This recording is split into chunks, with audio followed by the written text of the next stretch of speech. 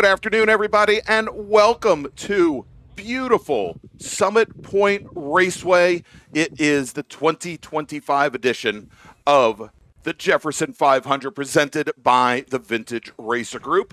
I'm Greg Ginsberg, along with Brian Donati, and want to welcome you here for our coverage all weekend long. Good afternoon, Brian. How are you doing today? I am doing fantastic. Glad to be here. All right, excellent. And it is a I'd say beautiful from a visual standpoint day here, Brian. It is very hot and it is very humid for almost the first time, I think, since I've been here at Summit Point all season long. Yeah, this is the warmest it's been, I think, since we come in here for 2025. So again, make sure that everybody is hydrated because it's going to take a toll on you right now.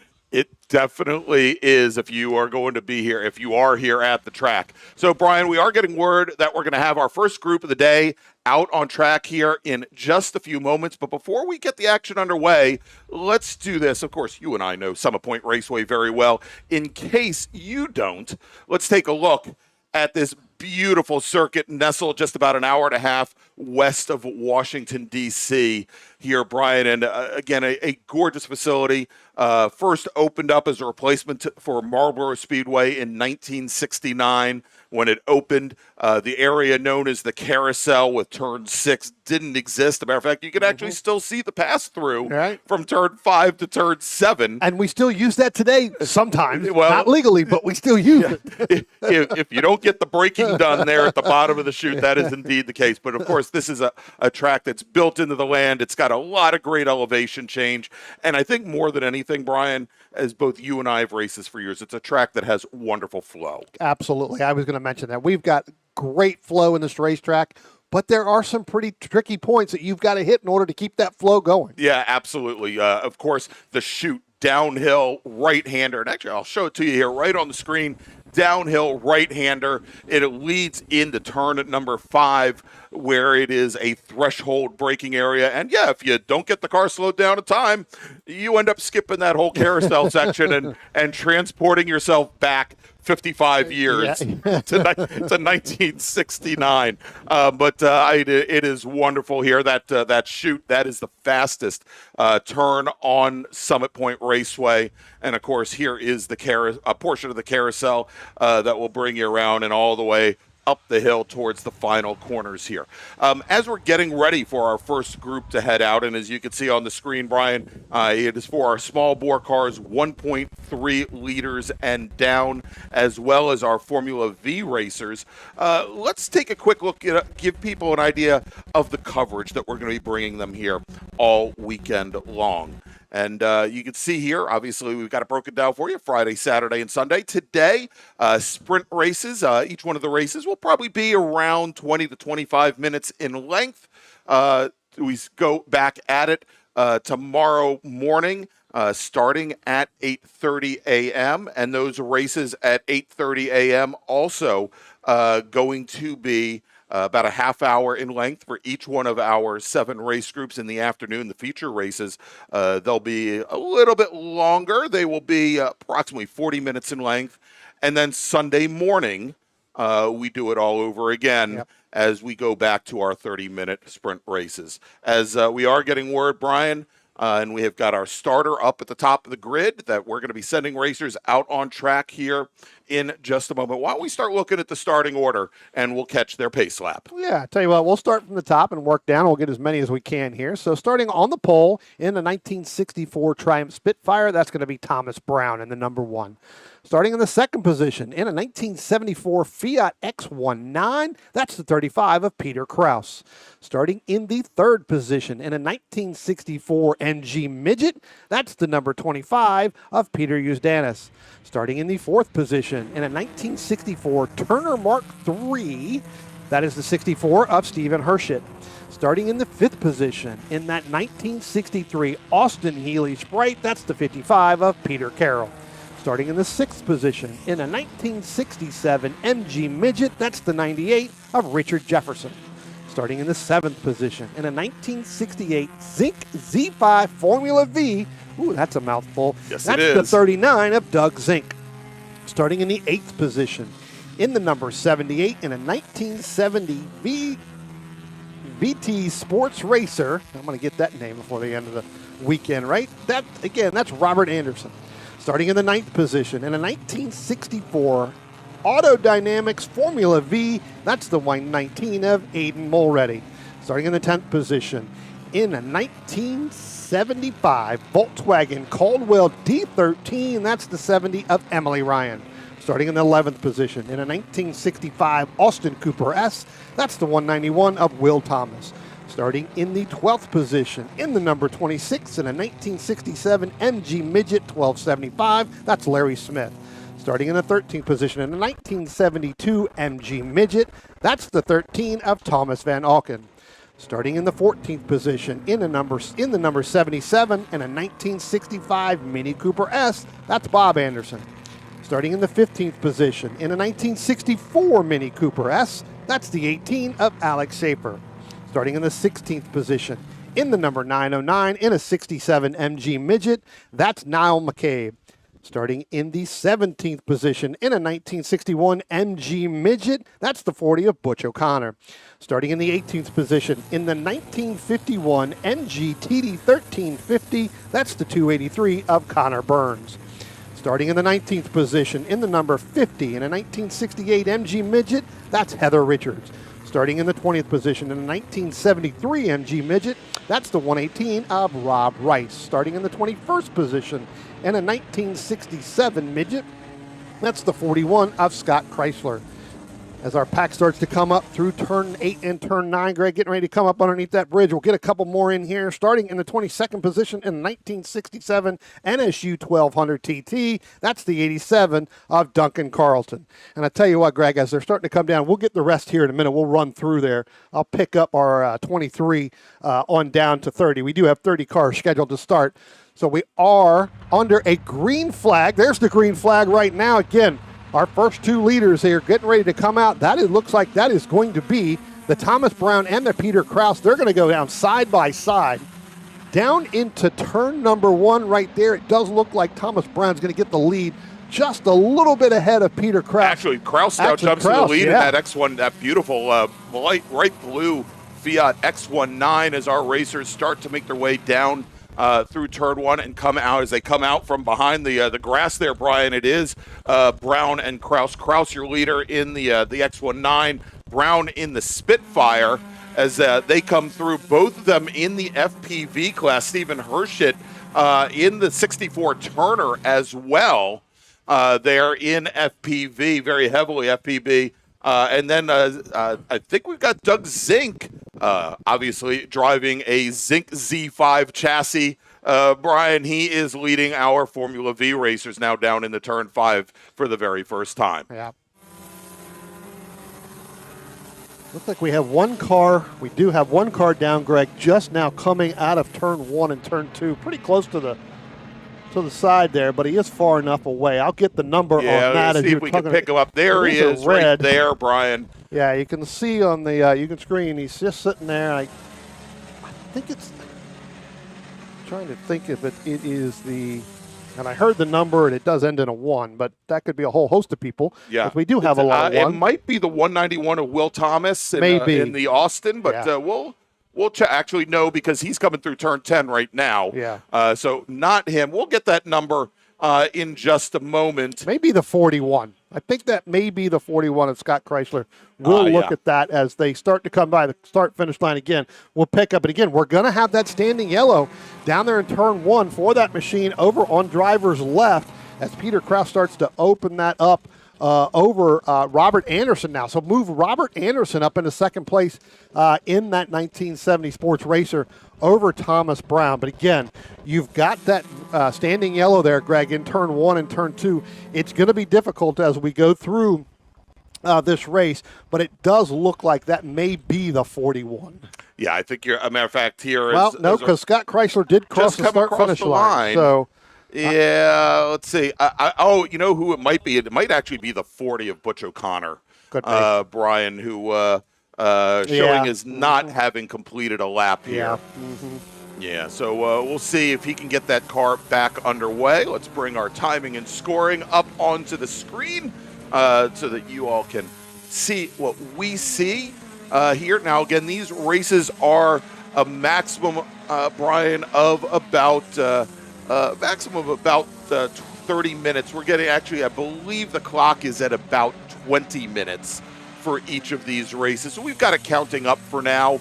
We may switch that a little bit later so that they count down. But great run here so far.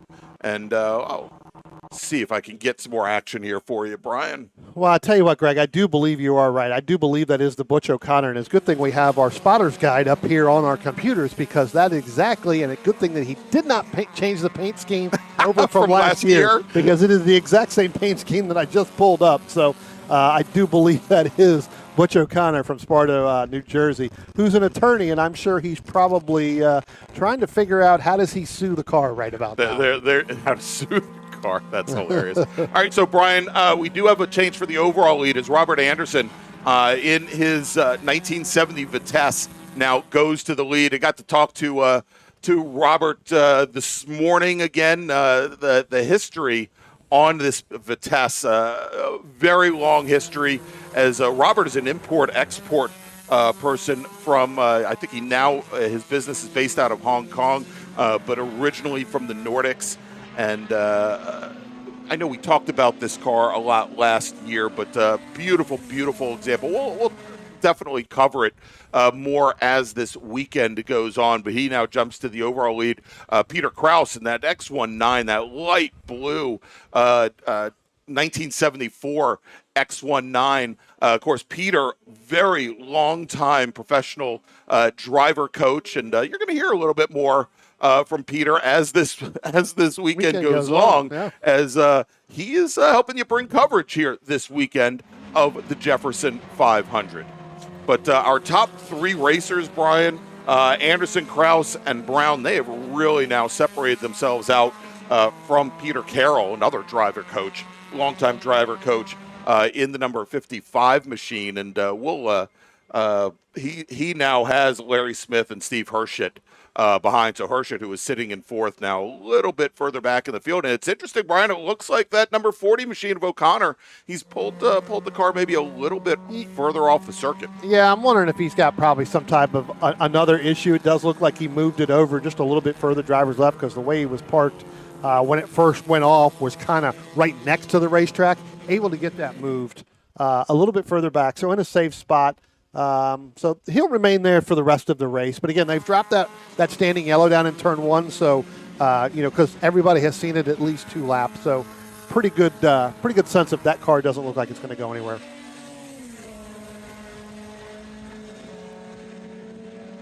We'll look at some other battles here. But, you talked about Peter Carroll and then Larry Smith along with Stephen Hershett. I tell you what, Hershett was getting ready to come right back up on Larry Smith as they came out of 2 the last time by.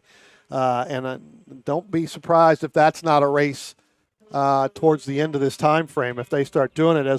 And Greg, if we can, let's go back down into turn number 1 and pick that up, because there you see it. We now have a new overall leader. Peter Kraus gets by Robert Anderson. Pretty good move headed down in there. Although Anderson, he gets it right back, Brian, as he motors out, getting the power down a little bit faster than the X19 coming out of turn 2. And I tell you what, we have our reporters out along the racetrack, so got to thank them. I'm hearing it's probably an electrical issue on that car, on that O'Connor machine. So may have to bring it back and kind of like an old IMSA days. I think you got to reset it, Greg. You got to put it up on the battery charger and reset it. No, I'm getting word it's electrical issues, so we'll see. We'll get more word on that, but he's definitely not going to go anywhere. Going to stay there. But as I was mentioning with Peter Kraus, and then now it looks like Robert Anderson's going to get back around Peter Kraus. Yeah. But Peter Kraus made one heck of a move.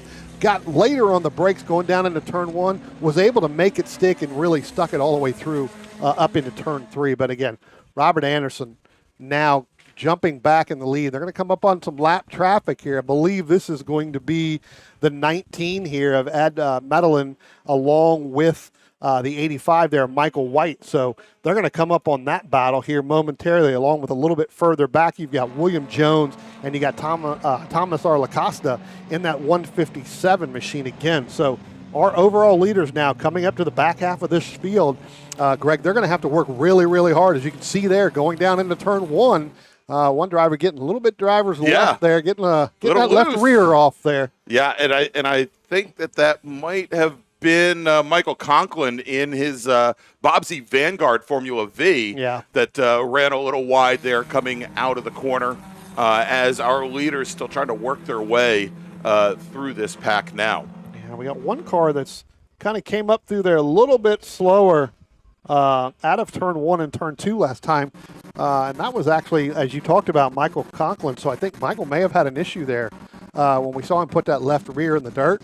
I think he went completely off, as you mentioned, because he was definitely coming up through turn 2 and 3, way off the pace than he was earlier. Yeah, indeed. And Brian, looking at that shot, and unfortunately I think we've got an issue with our turn 6 camera there. Looking at that shot, we had Peter Kraus come right underneath the Anderson car going into turn 5. Anderson has been pretty much leaving the door open, coming down the track, driver's right, and just left it right there for Peter Kraus to come right underneath him. Yeah, got word just now of Conklin in that 76 machine that did go that far off down there, trying to get out of their way. So, again, Conklin has continued on. So,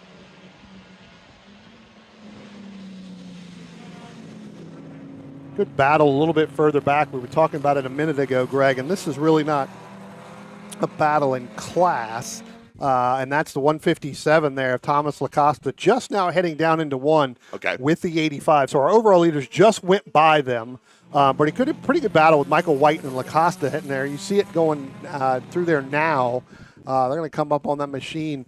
And LaCosta got a great run off of turn 10, headed down, but looks like that the 85 there, Michael White, able to pull away just a little bit further, get through there. So I'm not sure if LaCosta had a problem getting down into turn 1 and turn 2.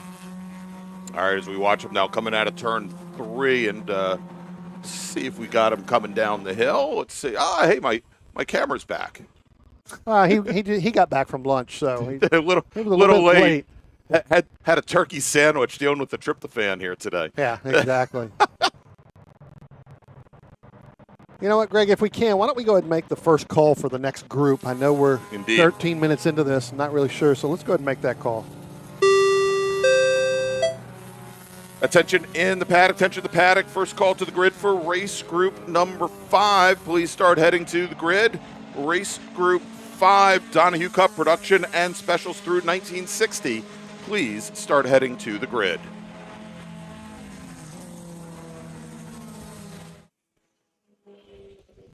And again, as some of these battles start to spread out, we got a really good battle here coming into turn 10 now. That is a cluster of cars.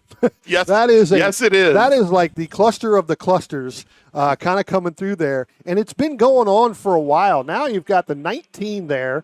That actually is going to be Ed Medellin. Then you've got Michael White, Thomas LaCosta, William Jones in that 773. And then a little bit further, just ahead of that is that 87. I also believe the 55 is in that battle as well. I saw that. I'm not seeing a 55 on our screen. Actually, I think that's Peter Carroll. Actually. So he's kind of going through that field as the back half of that traffic. But I tell you what, that is a good battle.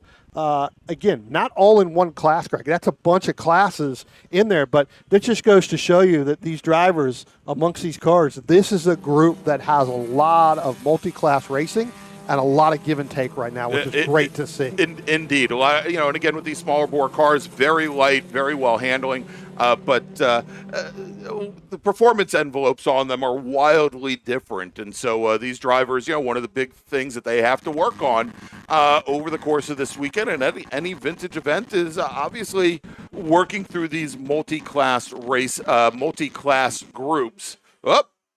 It looks like our carousel camera might have just checked out. Another one of our cameramen taking the day off. Hey, it's back. We'll hopefully get that issue resolved here. Greg, I'm also getting word Larry Smith down in turn 5 in the number 26 machine in that 67 MG midget down there. Doesn't sound like he's able to get going. So we'll have to see what they do there. But Believe he may be sitting down there in turn 5. Here comes that collection, right? And that's what I'm going to call it because it's a whole host of different types of models and cars. And that would be a collection you would love to be able to take all of these cars, Greg, and put them right in your garage and not move them.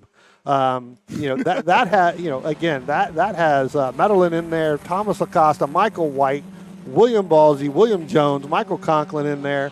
And then, again, we've started to see some of our there's a great little Formula V fight going on right now, Brian. And that is with Doug Zink in the number 39 and Aiden Mulready as well. Both in the Formula V vintage, of course, Zink in the Zink chassis and Mulready in the Autodynamics machine. There they are, nose to tail as they come through turn 3. And they were get bottled up behind a couple of these slower machines coming, or not slower machines, but these out-of-class machines coming through turn 10 that they had a much higher cornering speed and then had to work their way through. Now, I think we'll try and pick them up here as they're coming into turn 5, trying to make their way, and I believe just ahead. That's the 19. That's Ed Medellin. That's right ahead of them. But they made a great. There they go. They got around them. Great maneuver to get through that, again, that cluster that we were talking about earlier. That it was pretty good. It was a great move to get that Mulready was getting ready to make a pass right when they came up on him, had to jump back in line, and just hasn't quite been able to get back around him yet. Yeah, now Mulready had great pace right here through turn 10, and we'll see where he closes up just a little bit as we've got one of our BMWs now, pardon me, not a BM. That's not a BMW. We'll get the number on that car in just a moment. As that car goes down onto the pit lane to end this session for him, as we've got now about 2 minutes remaining on the clock here.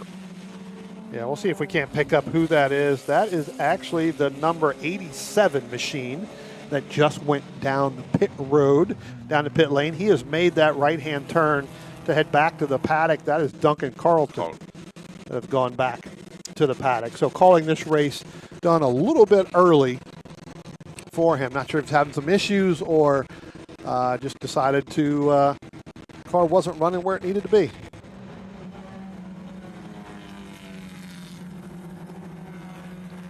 So we are getting the one to go, Greg, for the 78 machine of Robert Anderson. So we'll find out where he is.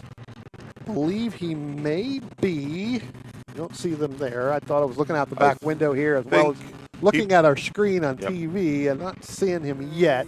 Yeah, and I just had a whole slew of red cars come to turn 10. It's like the old white. It's like the old white Porsches, right? Yeah, exactly, and it wasn't him.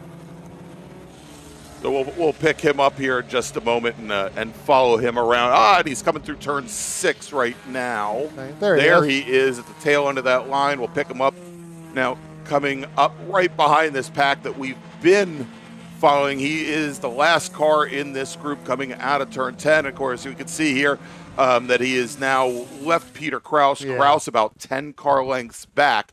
But again, when Anderson comes onto the front straight here, I believe, he's not going to see a white flag, but everybody ahead of him, Brian, they're going to see a blue flag. Yeah. There we go, as the starter is holding the blue flag. And so Anderson now working his final lap of the race. And what that's going to do is all those cars that he just now is getting down into turn 1, you see that whole host of cars right there. He's coming back up where he's already done it before. And again, we talked about Ed Motherland, but he is definitely, just went past Michael White, Ballsy, Lacosta in that 157, and William Jones heading down in there along with Mike Conklin. They're actually going to work their last lap as well for them because he just put them another lap down. So, again, everybody here getting the one to go board as we go. So next time by, as there is Robert Anderson heading down the chute, getting ready to head down into turn 5. So just a handful of turns left to go right now. Here comes Peter Kraus. He's going to be in that collection of cars, Greg. Yes. It's going to be tough to work through, knowing that you don't have a shot at really catching Anderson right now. It's probably best to just take care of the equipment, take care of the car. And Peter, and if there's anybody that knows how to do that, it is Peter. It is absolutely Peter Krause. Of course, he is leading his class, the FPV class, with Thomas Brown running almost a half second in arrears back in third position. There is Anderson now coming into turn 10. Look at that. Brian even slowed down to a stop for us so we could get him on camera. We'll have him here coming out of turn. There he is coming out of turn 10 now. And the starter is going to look. And there you go. Checkered flag in the air for our overall winner, Robert Anderson, in the CSR class is 1970 Vitesse Sports Racer Peter Krause. We'll see him coming to the line here in just a moment. He will take the win. And there he is, the light blue car in the line there in his X19. He'll take the win in FPV. Thomas Brown, we should see him in about 30 seconds. He'll come home second in FPV with Larry Smith in his blue 1967 Midget coming home in third. Peter Carroll will finish fourth in FPV, finishing fifth overall. As Tom Brown just ran his fastest lap of the race, Brian. Yeah. Picked up there at the end. Great run there. And there is, I think, coming across the line, there is the blue 55 of Peter Carroll. And Stephen Hershett crosses the line. Hershett will finish right behind Richard Jefferson. And then our winner in Formula V. And, Brian, we were focusing on that race between Mulready and Zink, but about 15 seconds up the road from both of them was Emily Ryan, and Emily takes the win in the vintage Formula V class. All right, Brian, let's make a final call to the grid for our next group. Attention in the paddock, attention in the paddock. Final call to the grid for race group number 5. That is the Donohue Cup production and specials through 1960. Please head to the grid. Race group number 5, please head to the grid. And so what we're going to do, we're going to take a quick break. We'll be back here with more action from Summit Point Raceway. It is the 2025 Jefferson 500. Stay with us. Want to get started streaming your races? Or make your current live stream more captivating? We've helped hundreds of drivers create engaging live streams. It's simple. Create a new stream event, grab your camera, and start streaming. Head over to myraces.live to sign up for a free account. Or join us in our community Discord. Stream, share, engage.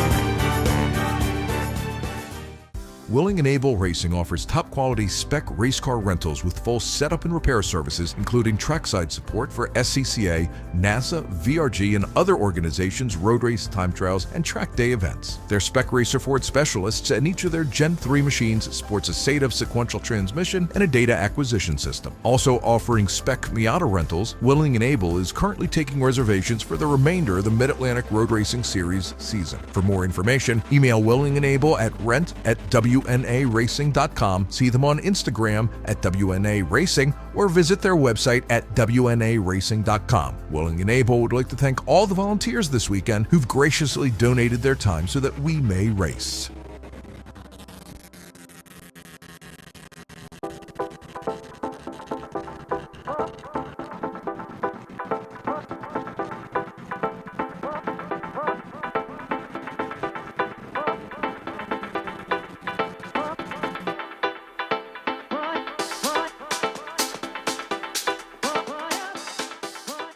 Combining the art and science of going fast, Peter Krause provides professional, private coaching and analysis for sports car drivers at many East Coast tracks, including Virginia International Raceway, as well as remotely via Zoom. A multi-time championship-winning race car driver, award-winning mechanic, and automotive historian, Krause can communicate effectively both the psychology and methodology of going fast. Pioneering the use of GPS data and video logging technology to advance driver performance in club-level, historic, and entry-level professional series since 2001, Peter relies on data data-driven objective measures, creating successful strategies to make his drivers faster. An expert in AIM, VBOX, Motec, and Garmin, as well as other systems. If you have questions on how to get more out of your data, schedule a consultation either in person or remotely to leverage the power of your tools to improve your driving. For more information, call 919-740-1871 or visit www.peterkraus.net today.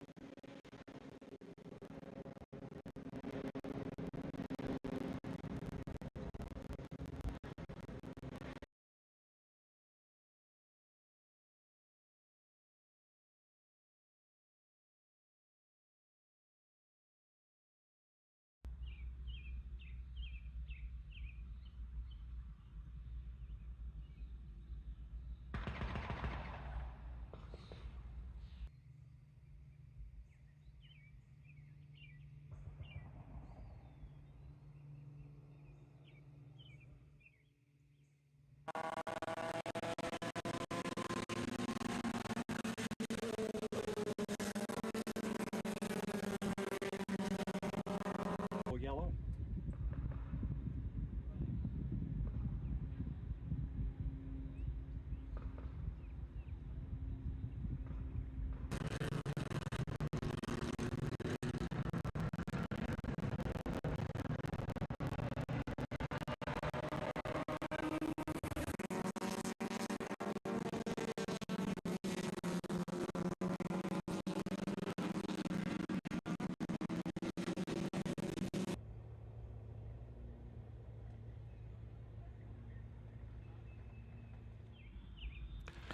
Welcome back, everybody, to Summit Point Raceway in the 2025 Jefferson 500. And next up, we've got our production and specials through 1960, the Donohue Cup cars. And Brian, Let's run down the starting order. Yeah, I tell you what, starting on the pole in that 1965 Jetta G4, that's the number 11 of Harvey Park. Starting in the second position in a 1962 Lotus 7 Series 2, that's the 254 of Gene Godel. Starting in the third position in a 1961 Jetta G4, that's the 82 of Michael Orritt.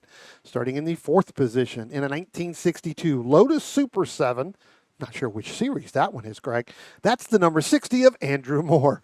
Starting in the fifth position, in the number 4, that's Tom Upshur, and he's in a 1962 Lotus 7. In the sixth position, in the number 70, in a 1960 Elva MK4 1500, that's Joey Bolajad. Starting in the seventh position, in a 1965 Lotus Elan CPE, that's David LeBron. Starting in the eighth position, in that number 1, another 1992 Lotus Super 7. That's Todd Reed.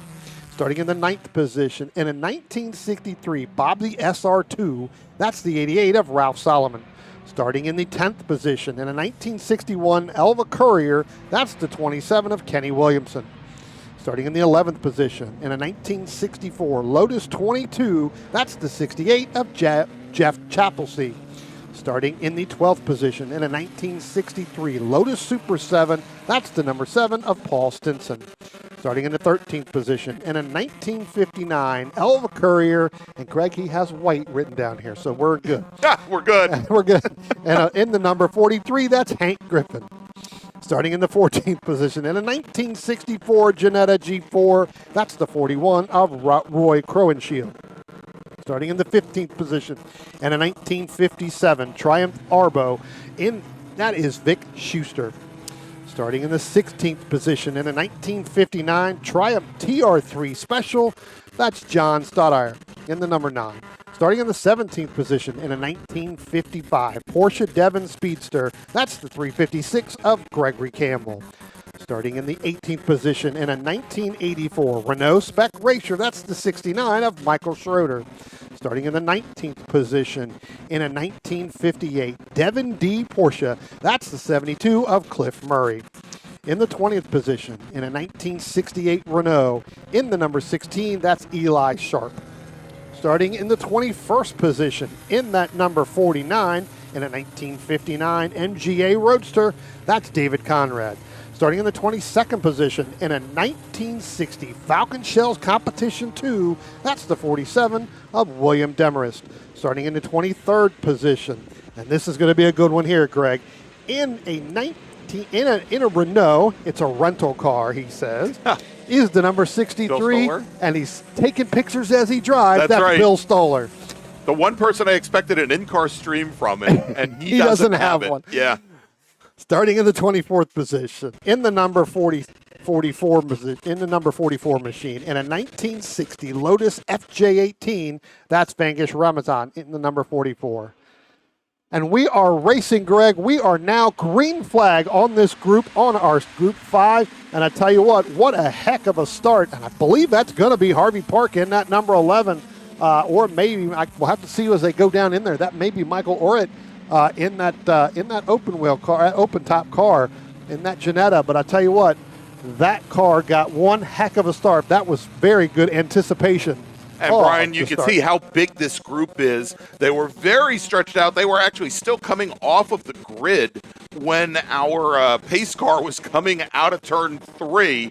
And so there's a group now that hasn't even come through turn 1 as we go and we pick our leaders up. They'll be coming down the hill now through the chute and into turn number 5 for the very first time. And that is Harvey Park in the number 11. So he was ready to go.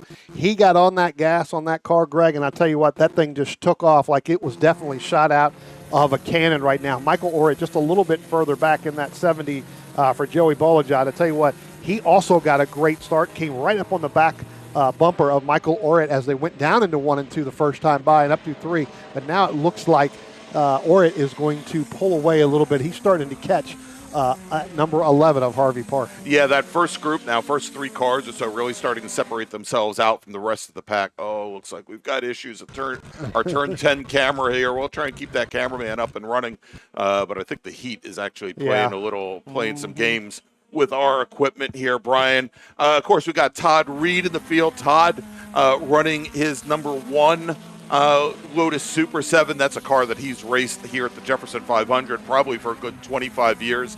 I first started racing with Todd in Hondas back in the early 2000s in something known as the East Coast Honda Challenge. And, of course, he's had this Lotus that he has raced and come out with religiously for many, many years. Also, Brian, one of the only people I know to have raced a Ford Probe.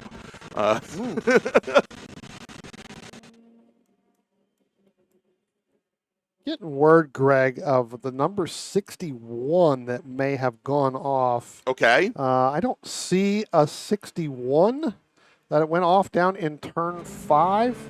I don't have a 61 listed, but we had more cars on the grid than we did on our sheet. Yeah. To where we go. I believe the 61 is Eric Russell in a 1961 MG Chariot, which is red in color, I believe, and that was the cause. So I do believe Eric Russell not able to make it out of turn 5. I think he has continued now. Okay, good. Went 4 off and back on. So we'll see whether or not Eric Russell comes by the start-finish line. I'm not seeing him as of yet, and he has not completed 1 lap. So, all right, and we did have one car, Brian, come onto the pit lane and is just now headed back out. There was also a latecomer, and there it is right there in the MGA. I think that is. I think that's Russell. I think that's the one that you're went right. off. Yep, Yeah, because he just went by and went a 2 minute and 38 seconds. So that's definitely what stopped on pit road. For, right. Hopefully 4 tires and fuel. Right. I mean, I think they can do that in that MG quickly. Right. Yeah, there he is. Well, I mean, it's got knockoff wire wheels, so yes. I mean, he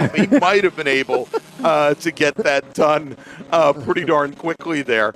Depends on how big a hammer his crew had. I don't think you're getting those off with a pit gun that quick. No, well, not with the knockoff, not with the knockoff center hubs. Nope, definitely not. Nope. Tell you what, another car, Greg, that got a really good start in that Lotus 7, and that was Tom Upshur. So Tom Upshur, move him up to 3rd place. He's actually starting to gain on Michael Orrit. I believe they're just now coming out or coming through either just past the carousel, could be coming up underneath the bridge. There goes Harvey Park right now. Michael Orritt's going to be right there, and It does look like that Upshur is going to get by him for second. So as they come out of turn 10 and they cross the start-finish line next time by, we'll let you know. Again, there goes Orritt there in that 82 machine. Okay. Here comes Upshur now. So, yeah, Tom Upshur in that number 4, in that Lotus 7, is taking 2nd place right now overall. All right, well, let's watch them here as they come across the line. There we go. Pretty good battle going down into 1, Greg. Let's pick up turn 1 here real quick between Michael Orritt and David LeBrun in that Lotus Elan, in that Jetta GT4. As they went down into turn 1, they were actually side by side. Looks like LeBron's going to be able to hold him off just a moment coming out of 2. There, you can see he's going to pull right in front of him of the 82 machine of Michael Orritt. But as they went through turn 1 and all the way through, they were side by side. Again, these cars are a little bit smaller. You can definitely go too wide through there. But Michael LeBron had one heck of an outbraking moment heading down into turn 1. It looks like our heat is really getting a hold of these cameras. We apologize. So becoming a little bit difficult with the humidity. These cameras don't do well with a lot of humidity out there. It's really probably right because it's warm up here, and so this is the warmest it's been all year here. Oh. David LeBrun getting a little bit wide on exit. Yes, he did. Coming out of turn number, I believe, coming up the hill there, up underneath the bridge, really put a lot of pressure on that left rear tire on that car. Really trying to gain the most and get the most out of it, but he's got that car very much dialed in right now. Sometimes loose is fast, but that seemed like that was really, really close to being out of control. I was going to say that was a little bit beyond loose, Brian. Here, let's watch them down as they come down into turn 1. A nice little protection going into the corner there.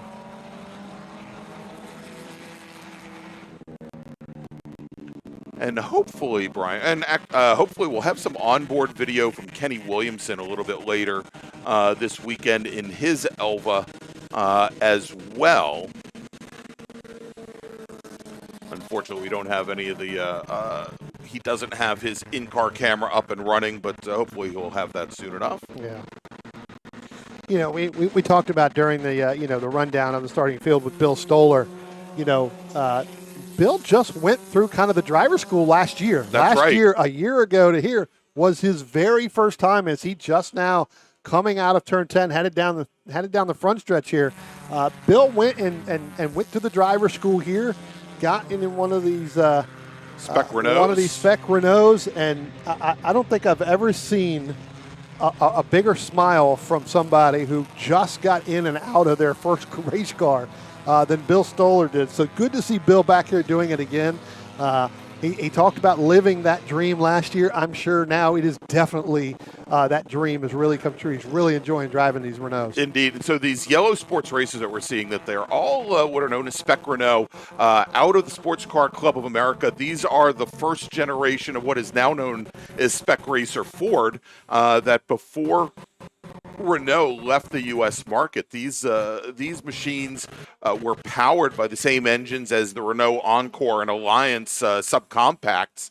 And when Renault left the U.S. market, it was very hectic for the SCCA that they needed to find a replacement drivetrain very quickly, and they went to Ford Motor Company, who was able to supply them with the 1.9 liter 4 cylinders out of at the time, the Ford Escort. That was in the mid to late 80s. I believe the first year for spec Renault was 1984, and then again by around 1989, I think a little bit later, mid 90s, Renault was out of the market. Mm-hmm. Greg, I was picking up a race as you were talking about it. If we can, let's see if our camera down in 5 is going to be working. So a pretty good battle between Paul Stinson in that Lotus Super 7 number 7 and Hank Giffen in that number 43, one of those Elva Couriers, as they came out of turn number. There they go, right there. Yeah, I was going to say they're just coming through turn 6. Let's pick them up over at turn 8. Yeah, and we'll see them coming up the hill here in this group of cars. Here, I believe that that's the Lotus 7, the trailing car with the yellow fenders. Yep. That just poked to the inside. Yep. And I believe the car that was moving ahead of the car that moved over to driver's right, I believe that is the 43 of Hank Giffen. Okay. That's our dead camera. I apologize. When both of those cars, and they're just now getting ready to come by, but come by the start-finish line. That's the 356 there, actually, of Gregory Campbell. So it looks like Paul Stinson's going to drop back a little bit behind Hank Giffen. But, the last time by through turn 3 when they first went up, through there when I started to pick them up, they went through turn 3 side by side. Like either driver wanted to give them, and it was like sync choreography, and basically that ended up allowing Gregory Campbell in that 356 to move up to them to kind of suck up a little bit in the draft. I know you wouldn't talk about that with these cars, but being that these cars do sit low to the ground, especially in that Lotus, you kind of need that draft to kind of help you from some of these cars. And he was able to move ahead. And again, Gregory Campbell moving around Paul Stinson, which allowed Hank Giffen to move way out in front of that group. There goes Hank Giffen right there. There is the 356 Gregory Campbell, and then Paul Stinson in that open that open Compass Lotus Super 7 right there. And the Lotus losing a little bit of ground there, Brian, through the bottom half of the course here. A section of the course where you would really expect the Lotus Super 7 to shine. It is a section, and we use the word, hey, look, turn 10 cameras back. We use the word at the open of the broadcast, Brian, the word flow. And that is something in that bottom section of the course down coming through turn 5, going into the carousel, where you really want to be able to continue to feed in the throttle to the point where you're almost full throttle coming up the hill, which is very important for these very lightweight, momentum-based cars, to be at full throttle until you come into the braking zone for turn number 10.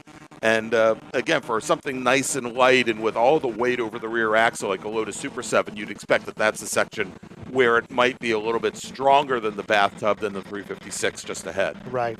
Well, I tell you what, you were just talking about that. Well, let's talk about the power of the draft, right? So just in front of that group is Cliff Murray and Hank Giffen. So Hank Giffen came out of turn 10, right there in the front. Hank Giffen came out of turn 10 and was about 4 or 5 car lengths behind the 72 there of Cliff Murray. Hank Giffen was able to close right Brian, up. real quick, let me jump in here because we do have a car off in turn 10. Looks like it's continued. Yeah, it looks like it's now continued. Of course, it would be right as it was excellent because it was right as my camera froze. Yeah. But we'll get the number. We'll get the number on that car here momentarily. Yeah, it's still sitting down there in turn 10. It's kind of on the backside of turn 10 in the graphic. Yeah. Actually, here, let me go back to that shot. And so, yeah, there he is. So he's got, I think, the left front wheel in the gravel trap currently. I wouldn't be surprised. That is actually David LeBrun. Yeah. Again, I think that happened coming up on and we got another car sitting down here, Greg, sitting just past the start-finish line, and that is the 27 machine of Kenny Williamson. So I'm wondering, obviously, were the group of cars. Yeah, and matter of fact, we can see him now, Brian, in that crossover road, just to the left of the track surface there. Yeah. I think he was part of that, the whole incident up there in turn 10 with LeBrun, and then able to drive down the front stretch just a little bit. So, again, just off that cutoff there. Attention in the paddock. First call to the grid for race group number 6. That is for our sports racers, the Charlie Gibson Trophy racers. Please head to the grid. Race group number 6, please head to the grid. Your race is next. Yeah, so while we get these sorted out here, I think we've got, again, we've talked about it. We've got David LeBrun sitting up there in turn 10. He's off enough of the racetrack, just out that we wouldn't have to go into that double yellow. Just past the start-finish line, Greg, as you talked about in one of our cutouts, we do have the 27 machine. That is actually Kenny Williamson. In that Elva Courier. See if we had the in-car streaming video from Kenny, Brian. And Greg, we're going to give the 11. That is going to be Harvey Park. We'll pick up where he is. We're going to give him the checker the next time by. Okay. All right. So we'll see where he is.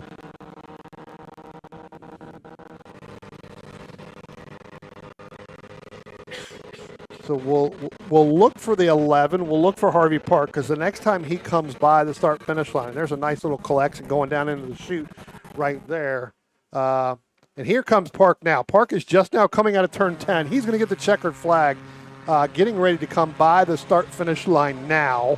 He's going to be your first car right there. So there you go. So there you go. Crossing the light, Harvey Park in his 1965 Janetta. He will get the overall win, takes the win in the BPV class with Tom Upshur in his CPV Lotus 7, finishing second. Joey Beaujolad in his FM, and that is not Formula Mazda. That is for his 1960 Elva 1500. He will finish third overall. Then Todd Reed will win the EP. Oh, I'm sorry, Joey Beaujolad.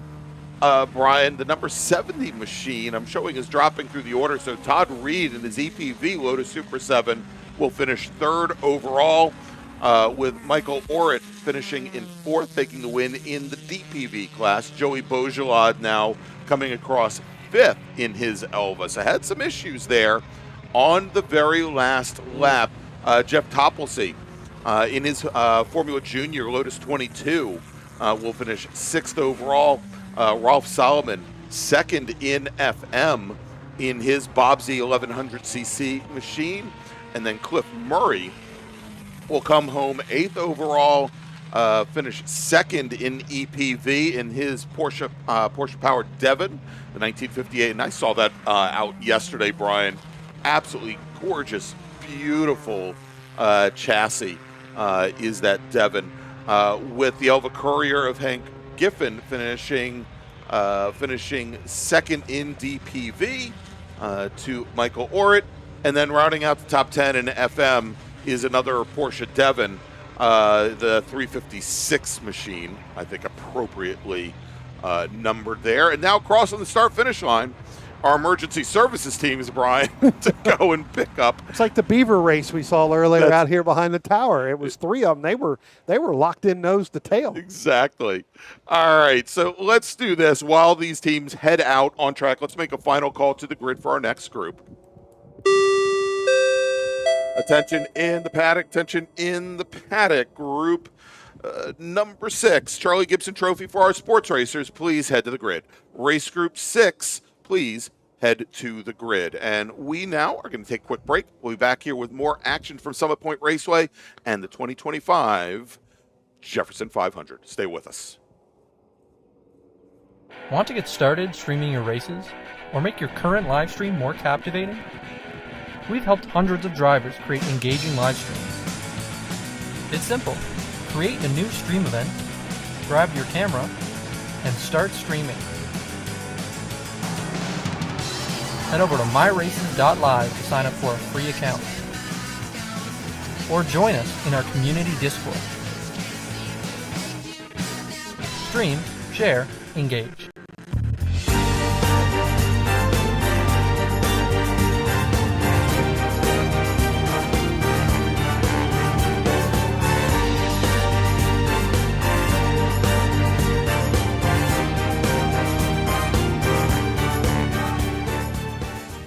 Willing and Able Racing offers top-quality spec race car rentals with full setup and repair services, including trackside support for SCCA, NASA, VRG, and other organizations' road race, time trials, and track day events. Their spec racer Ford specialists and each of their Gen 3 machines sports a SATAV sequential transmission and a data acquisition system. Also offering spec Miata rentals, Willing and Able is currently taking reservations for the remainder of the Mid-Atlantic Road Racing Series season. For more information, email Willing and Able at rent@WNARacing.com, see them on Instagram at WNA Racing, or visit their website at WNARacing.com. Willing and Able would like to thank all the volunteers this weekend who've graciously donated their time so that we may race.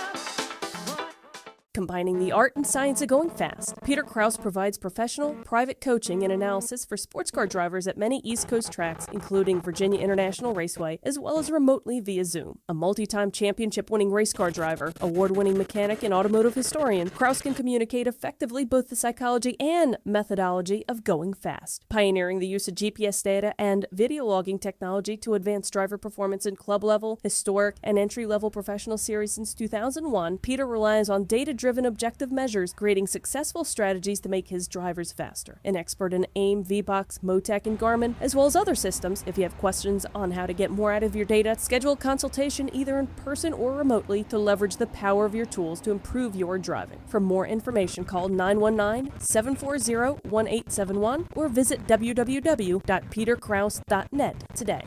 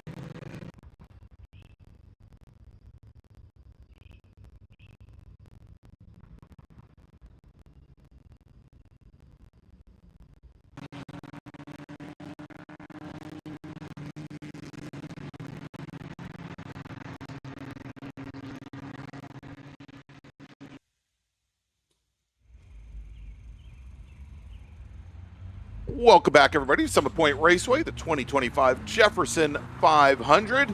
And up next, our sports racers. And Brian, not quite as big a group as the group that we saw just a few moments ago, but all of these cars, a lot of them, I guess, old S2000 cars. Great old Lolas, and should be a great race here today. Let's run down the starting order. Yeah, I'll tell you what, starting on the pole in that 1987 Swift DB2, that's the 15 of Joey Solomons. Starting in the second position, in 1972 Chevron B21, that's the 8 of Eric Skibros. Starting in the third position, in a 1985 Lola T598, that's the 99 of Larry Rossi. Starting in the fourth position, in that Raynard SE88, that's the number 9 of Dennis Hanratty. Starting in the fifth position, in the 1985 Swift DB2, the number 79 of Charles Habisrudinger. Starting in the sixth position, the number 19 in a 1984 Lola T598, that's the 131 of Garrett Wilson. And starting seventh, in a 1978 Lola 492, that's the 53 of Sam Morton. Looks like we have 8 people. Let's see who we missed. Looks like we got Lee Brain in the 24. Yeah, Lee Brain. Also, that kind of came out here. That crossed the start-finish line wasn't on our list, so we'll add that driver to the list. Keep an eye on that.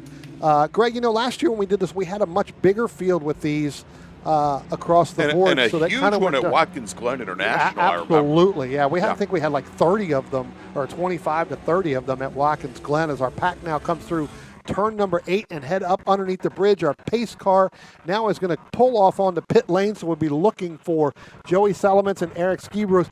They're going to take the green here. They're going to line them up and see where they take the green, hopefully, as our starter looks them over. And it does look like we are under green, Greg. And I tell you what, that number 8 there, he is definitely, Eric Skibros started out, he took a heck of a run down into turn number 1. Going down, it looks like a little bit further back. Sorry about that. That's going to be Joey Solomons is going to drop into second. And I believe the 79, Charles Habisrudinger, he's going to pull up into third right there. So a pretty good run for Skibros in that number 8 machine. Yeah, absolutely. As he works his way up from the back of the pack there in the red and white number 8 Chevron. Good start for him there. He was on it from the very beginning. Yeah, the minute that green flag went out, he definitely took off in that red and white Chevron B21. I tell you what, got one heck of a run down through turns 1 and turn 2. Really good drive off. And again, early on, let these tires come up. But I tell you what, Joey Solomons in that number 15, he's not going to go away, Greg. No. As they work through the carousel there, coming out of 6 into 7, he's gotten right up underneath the back gearbox there, as one of our friends likes to say. Up under the gearbox there of that number 8 machine. Because you wouldn't see the gearbox at the front of this car, Brian. That is correct. It's only at the back, exactly. That is correct. And we see now, though, for all the speed that he carried, Brian, up the hill, he ended up losing a little bit going through turn 10, and you can see now is the pack really starting to spread out here as they now work their way down into turn number 1 with almost 6 car lengths separating each and every one of our racers now here as they come out of turn 2 and start to make their way down to turn number 3. Yeah, if you look at the ticker, if we put the ticker back up there, Greg, I tell you what, you can see that that number 8, Eric Skibros, I don't think the transponder's working because he is definitely ahead of Joey Solomons in that number 15 machine. He's leading this field, and I don't believe that transponder because it's not recording a lap, because the minute he went by the start-finish line on the very first lap to when they took the green flag, he went from second all the way down to 7th.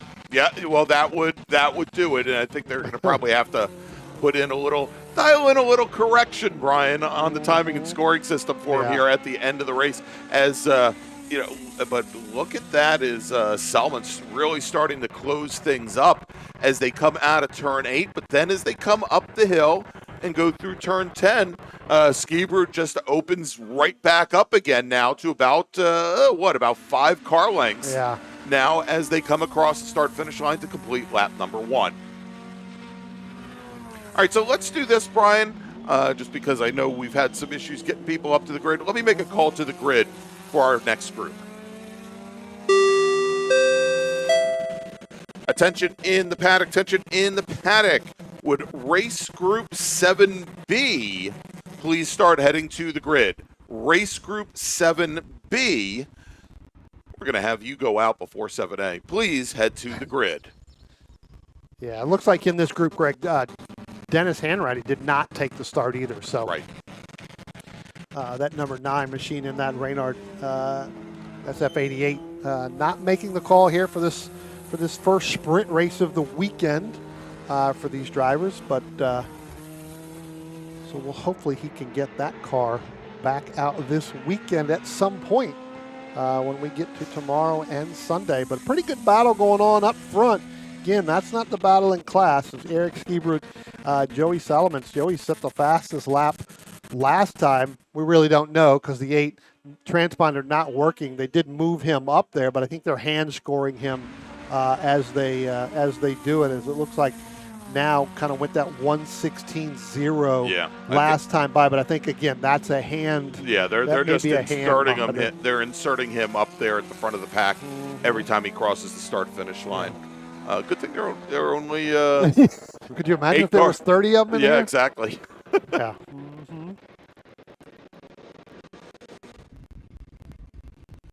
Tell you what, Greg, let's go back down into turn 1. Pick up that number 53 there, Sam Morton. I tell you what, beautiful color on that car in that pink 78 Lotus 492 for Sam. So pretty good looking car right there.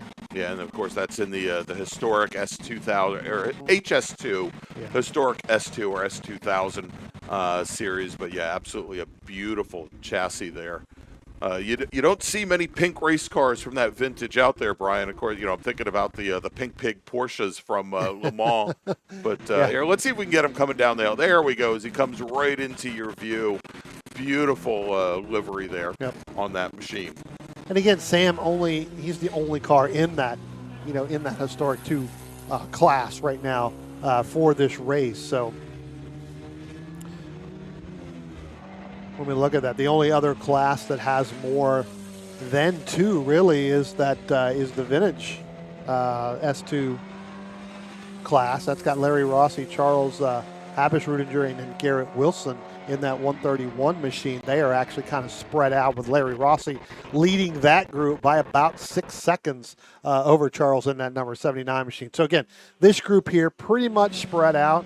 Looks like it had 7 cars that went out. Again, Dennis Hanratty not making the start for this first sprint race of the weekend for this group Group 6. All right, so let's see. We're going to move a little bit further up in the field. Brian, let's see if we can pick up running third right now behind Skibrud and Selmans. We've got the silver and yellow Lola, the Lola T598 of that is Larry Rossi, and he should be coming into turn 10, I think, right about now. There he is. There he is. Another beautiful machine. Tell you what, my goal this weekend here, Greg, is to figure out a way, as I do with every series that we call, is to figure out, I want to go get in some of these vintage race cars. You want to, yes. Sit in some of these cars, because that is something that I've wanted to do. I may go down there and talk to Bill Stoller, but then if I talk to Bill and get in his Renault, I may not get back out. Bill may lose his ride. I may have to put Bill up here and normally, Brian, for you or I, getting in and not being able to get out of a race car has very little to do with enthusiasm for the car or for the market. It has more for our fit into the race seats. Well, for us, getting in is easy. It's getting out. That's what I'm saying. That's the thing. It's not exactly a choice for us as to whether or not we stay in or get out. I'll make sure I bring my own can of Pam so it sprays so we can get it in and get it out. Oh, my. And I'm sure my spies around the racetrack heard that, and they're going to be texting me this whole entire weekend about it. All right, and we're watching right now Charles Habisch-Rudinger there in the number 79 black. It's a Swift Well, DB2. That's Larry Rossi. Oh, in is the that? Oh, 99. I'm sorry. Larry That's Rossi's in the 99. That's right. Well, In the black. He's in the silver, so the black one would be Charles. it's it's Charles okay. Havistrutner. Yeah, absolutely. Which I continue to butcher their last name because well, I the Panic Motorsports folks always get me because I think Charles is we typically see him racing in Spec Miata in the Sports Car Club of America. Right. He's now known as 79 Charles. Yeah, Charlie H. Charlie 79. That's it. It's got a new name. All right, and there we've got, that's the blue 598. That's Garrett Wilson in the 131 car, who I just missed going down into turn one. Let's pick him up. There he is. There's the there's the 131 machine, the blue with yellow numbers. Followed by, and it looks as though Brian Sam Morton starting to pick up a little bit of pace there, starting to close things up just a little bit on Garrett Wilson. Yeah, I mean, he's still got about 11 seconds difference between them, but Sam running his fastest lap of the race, last lap by, right? So ran that 1:23.954. And you can definitely tell if you're looking at Race Monitor, no, your eyes are not deceiving. And Brian, real quick, we've got a local caution over at turn one. Sounds like we may have had a driver go off. We're waiting for the word from the flaggers over there. See who that might be. And Lee Brahim, sounds like he may have gone off at turn one, Brian, and he is just now coming back on. Yeah, re-entering the course.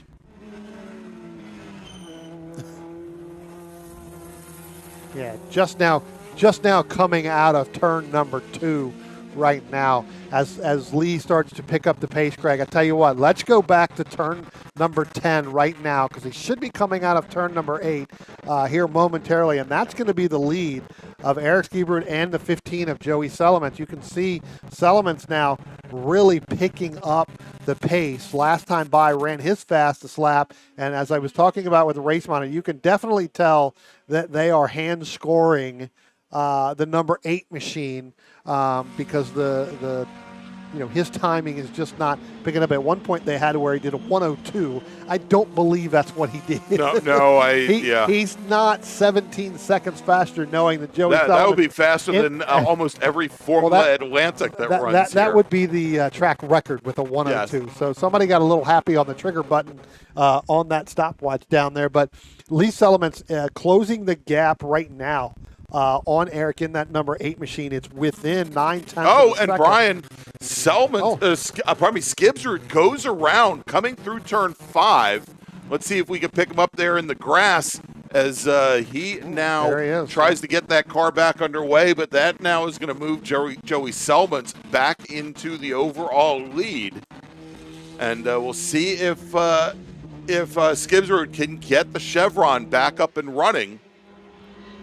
But for the moment there, I'm continuing to track him. He is not moved any, Brian. I'm wondering if something broke, Greg, because when you look down in there, you can see the skid mark there going down in through the chute right there on driver's left. I'm wondering if something broke either on the front end or the back end of that car as he started to make that right hand, kind of that right hand. Well, as Selemans goes and crosses the line to take over the lead, let's go and take a look. Well, he's going now.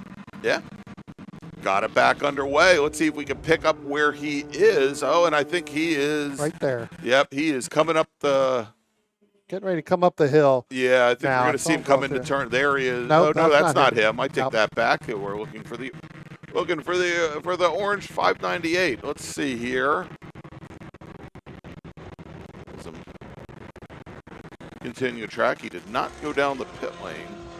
No, not yet. He should. I see him now. He's actually coming through. He should be coming through 10 right now. Yeah. He is on the pit lane, Brian, and heading in. There we go. Just caught him on the apron there as he now comes onto the pit lane, and it looks like at least he's going to have the crew. take a look at his machine. Tell you what, Greg. Why don't we go ahead and make another call to the grid here? Attention in the paddock. Attention in the paddock. Second call to the grid for race group 7B of our Formula 4 Challenge Series. Please head to the grid. 7B drivers, please head to the grid. Yeah, and with that spin and that number 8 machine now on pit road, basically that just kind of opens it up there with, Joey Salamence and Larry. Now that moves Larry Rossi, moves everybody up one position, but where that battle was starting to creep in, again, I would not be surprised if something did not break on that machine there, Greg, because that took a wild turn. Yeah, very much as so. It came down through the chute. Yeah, it didn't just get loose. It had snapped on him. Yep. Exactly. Yeah, when you go to that next screen shot from here down in the chute, you can see it over to the left-hand side, barely picking up. You can see right the at skid the end marks of there. entry. That's where it hit, Yeah. and then kind of went up over the apex there in 4 and over the curbing there, and it really spun that car around. I believe that's the Salamence car ready to come up on the 53 of Sam Morton. Yep. In that pink 1978 Lotus. Wow, and Selma, you can see the difference in pace there, because when we started tracking these two together in the same shot, Morton had just come out of turn 3 as Selmans was going into turn 2, and he's already made his way by in order to put that pink 492 a lap down. Yeah. As we come up in 17 minutes up into this race, again, these drivers here, times have started to go away a little bit, right? So tires start to wear off, fuel starts to burn off, the handling, and we got another car spinning around. I believe that is actually the 131 of Garrett Wilson. Yeah. Spinning around there in turn 3, right as our leader kind of came up there. So, and we see now as Wilson gets that car back underway, but that is now going to allow Sam Morton, Brian, to take over 4th overall. Yeah. Now we go and jump over here. There's Morton, now runs 4th overall, and now dropped Garrett Wilson back into 5th. Yeah. We'll see. That could be a good battle there as Wilson tries to recollect himself there after that spin. Let's see what, if he doesn't pit here because of that spin, we'll see whether or not he's going to be able to run Sam Morton down. Again, that's not a battle for class in there, but it is a battle for position on the racetrack. And never mind, because now Garrett Wilson has now pitted with just 18 minutes into this race. So we're getting ready to come down, I believe, Greg, within the next couple of minutes to the conclusion of this race. So here we go. So yeah, and we've just now gotten word that Joey Salmons, the next time he comes across the start-finish line, he'll be notified that he's got 1 lap remaining. It's like I knew what I was doing. Yeah. It's amazing. Ain't more so than me. I think we all proved I don't know what the heck I'm doing here. So again, that just leaves us with 4 cars out on the racetrack, to be honest with you. We've lost a few. 1 didn't start. So Joey Salamence, next time by, he should be getting the 1 to go.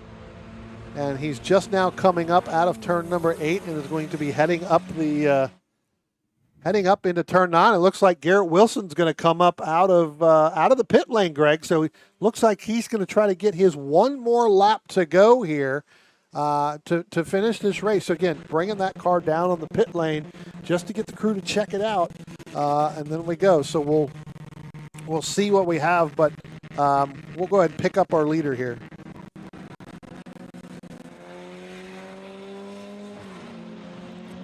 All right, as we've got our leader now, Joey Salmons working his final lap. Whoops. I'll be seeing him coming out of turn 2.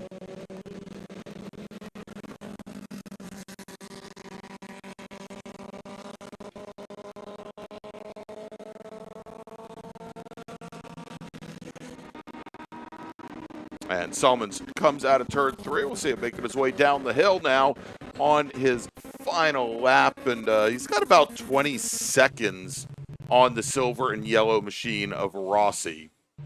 Rossi just now coming up through 3, getting ready to head up over the hill down to 4. So we'll pretty big gap right there.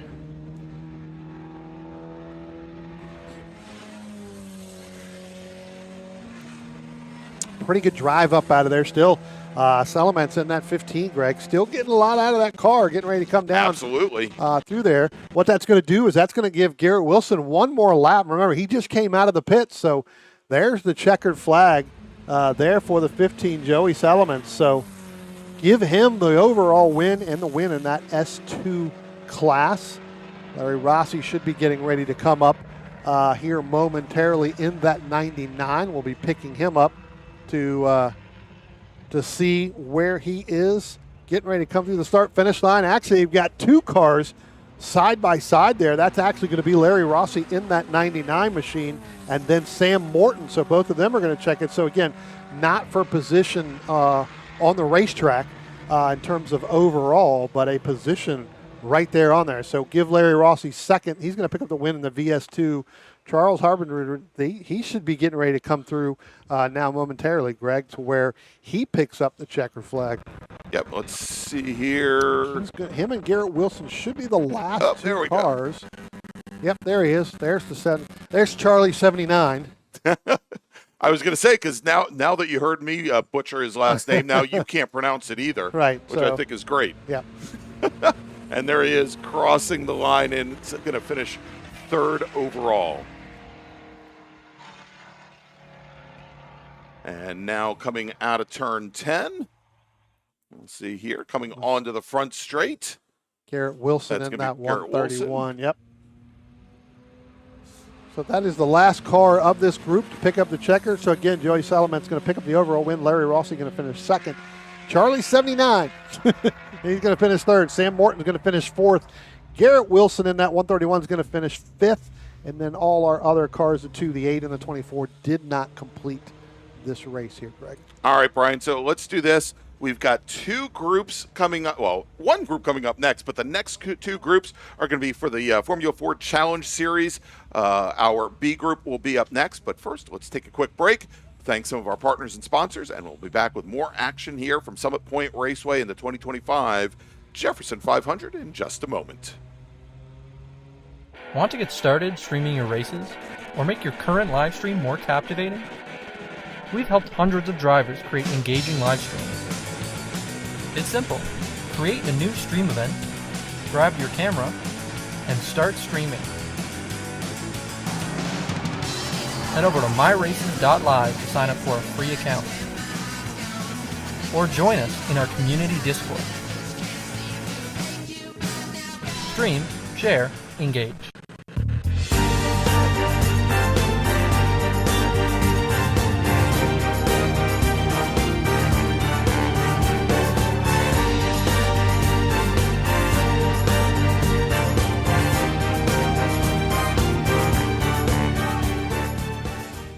Willing and Able Racing offers top-quality spec race car rentals with full setup and repair services, including trackside support for SCCA, NASA, VRG, and other organizations' road race, time trials, and track day events. Their spec racer Ford specialists and each of their Gen 3 machines sports a SATAV sequential transmission and a data acquisition system. Also offering spec Miata rentals, Willing and Able is currently taking reservations for the remainder of the Mid-Atlantic Road Racing Series season. For more information, email Willing and Able at rent@WNARacing.com, see them on Instagram at WNA Racing, or visit their website at WNARacing.com. Willing and Able would like to thank all the volunteers this weekend who've graciously donated their time so that we may race.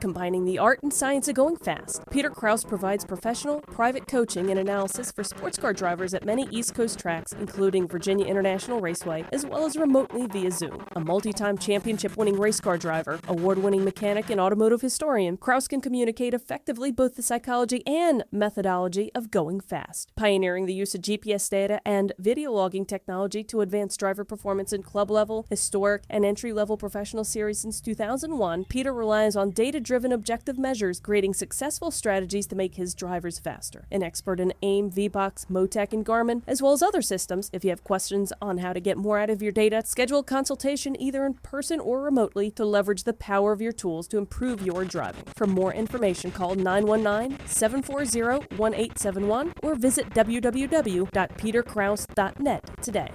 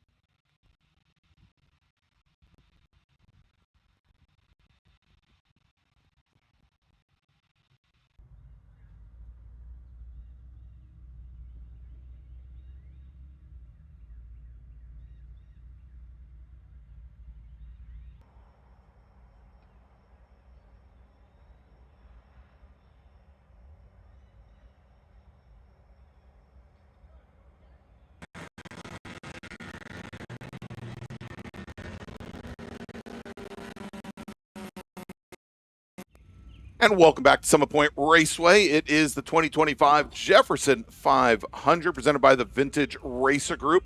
And before we get underway with our two Formula Ford Challenge Series groups, because we had a special request from somebody I know very, very well. Abby Shear was in the chat, wanted to see what the schedule was this weekend. And so let me put that up on the screen for you. Where we are now right in the middle of today's schedule. And unfortunately, we got word a little bit earlier that Group B is going to be before Group A for the Phil Hill Cup for the Formula Ford Challenge Series here this afternoon. And I assume that that's likely going to be the case to round out tomorrow's action as well in the afternoon. We may get that changed if need be as soon as I get the verification of that. But we, Brian, now have drivers heading on to the track for their pace lap. Let's run down the starting order. Yeah, I'll tell you what, let's go ahead and do that. Starting on the pole here in the number 7, that is going to be John Hearn. Starting in the second position, number 58 of Mike Weirick. Starting in the third position, in the 82, that's Glenn Brooks. Starting in the fourth position, that's the 32 of Christopher Vasquez. Starting in the fifth position, in that number 177, that's Taras Palawakowicz. Starting in the sixth position, in the 131, that is Tom Venturino. Starting in the seventh position, in the number 52, that's Leo Odie. Starting in the eighth position, in the number 77, that's Morgan Malone. Starting in the ninth position, the number 99 of John Filinos. Starting in the 10th position, the number 19 of Jeff Barber. Starting in the 11th position, the 01 of Alan Tolster. Starting in the 12th position, the number 15, and we saw him earlier, I think, Greg, in Group 1, that is Thomas LaCosta. Starting in the 13th position, the number 5 of Gary Rutherford. Starting in the 14th position, the number 28 of John Vidovich. Starting in the 15th position, the number 39 of Greg Kokolas. Starting in the 16th position, the number 31 of Alan Buttrick. Starting in the 17th position, the 101 of David Belfry.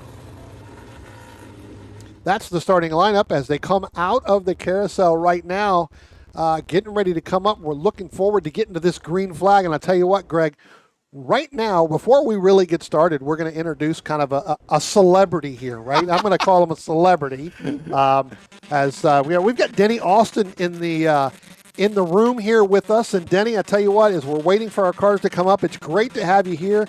I think you have maybe 1 or 2 years experience in these cars. Barely. Yeah, Barely. I think you're 6 months in, right? Yeah, exactly, exactly. So Denny not only is one of the chief instructors here for the Vintage Racer Group for their driver schools, but longtime Formula Ford racer and coach, and we'll be obviously getting a lot of his wisdom here as these next groups go on, and hopefully all weekend long as well. Brian, as our start-finish camera dies, our racers come to the line and Greg, we've get got the green flag. I tell you what, we've got a little bit of a chaos here. I don't think there was cars ready to go during that. We've got a couple cars. We've got the 7 machine there. That's your leader. That's John Hearn. He's over on driver's left from the start-finish line.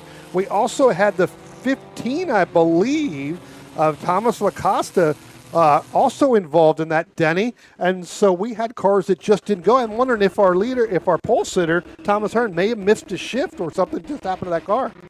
Yeah, it looks like Wyrick has got the lead right now, but with the cars off on the side of the road like that, I say there's probably a better than even chance that they may black flag all this session, bring everybody in. Well, we are going to go to a double yellow, so we're going to black see. Flag all. So yeah, we'll see. We'll see if they come out with that. But I know we're going to double. But we've got the 28 machine. That is actually John Vinovich. So obviously we have a problem. Oh yeah, we've actually got a couple cars here, gentlemen. Let me stand up. So we have the number 5 machine off to the left. That's Gary Rutherford. I talked about the 28 of John Vinovich. And, Denny, we've got one car over, and now we are getting that black flag all now. Yeah. We have one car over to the left there, and I don't know if that's John Hearn or not, because I think he tried to take off and go back out on the racetrack, but I think he had some problems. So it looks like from the start when we first saw it, somebody missed a shift, somebody did something where the car just didn't go. They're bringing the group around again, and yes, they're getting the black flag. Yeah, I think the black flag actually came out just as our 2 leaders had just gone past so the we're gonna pit entrance. Yeah. And everybody else, they saw that, and everybody else decided to follow them along. With the exception of a few cars here. So, yeah.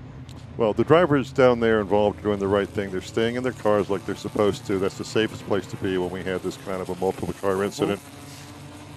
And if you look here, Brian, I'm going to stay on this shot a little bit. You can see the 3 of them off on the right-hand side of the screen, one up against the retaining wall on their left, our right, and then 2 just off the track surface as well. So, sorry, Greg. So the 82 Glenn Brooks is the farthest car up against the tire wall. And Denny, he's definitely got some front-end damage there. Yeah. Definitely to the left because both of those wheels are turned into the tire barrier.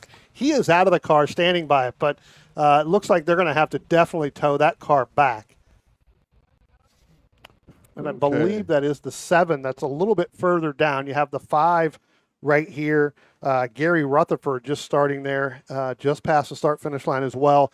And then, again, the 82 machine there, and that is going to be Glenn Brooks. It looks like he's getting back in the car, Denny. So that's where he should be for the time being. Yeah. They'll ask him to get out if necessary, if they want to pull it back or put it on the hook.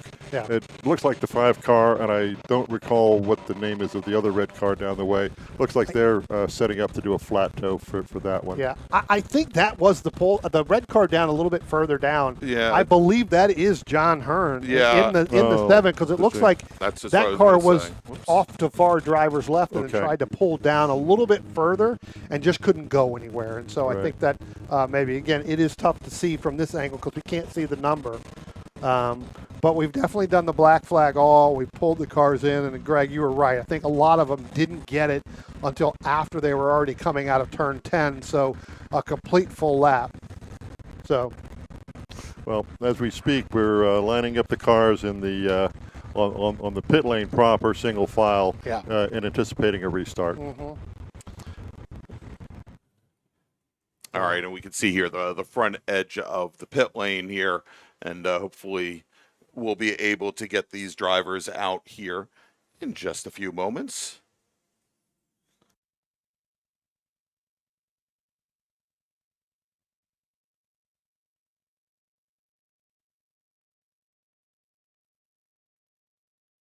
All right.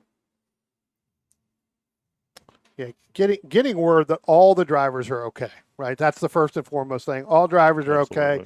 They're going to look to get additional, get these cars moved. Some of them may be a flat toe, but Denny, some of them, I tell you, the 82 with looking the way that he is turned in there, definitely has some left front damage, probably tie rod or something in there that goes across that front. Well, let's go, and we can see here. I'm going to move over, and unfortunately, right now, this is past our start-finish line camera. Brian just passed it. If it was working, we still wouldn't be able to see the action over here. Yeah. But this is, you can see we've got a number of our members of the emergency services teams responding to the 3 cars over there, and it's going to be a couple minutes to get them back underway. So why don't we do this? Why don't we quickly going to take a little break. You're going to see our commercials here again for just a moment. And when we come back, we'll give you an update here from Summit Point Raceway as we hope to get our Formula Ford Challenge Series underway. Want to get started streaming your races or make your current live stream more captivating? We've helped hundreds of drivers create engaging live streams. It's simple. Create a new stream event, grab your camera, and start streaming. Head over to myraces.live to sign up for a free account. Or join us in our community Discord. Stream, share, engage.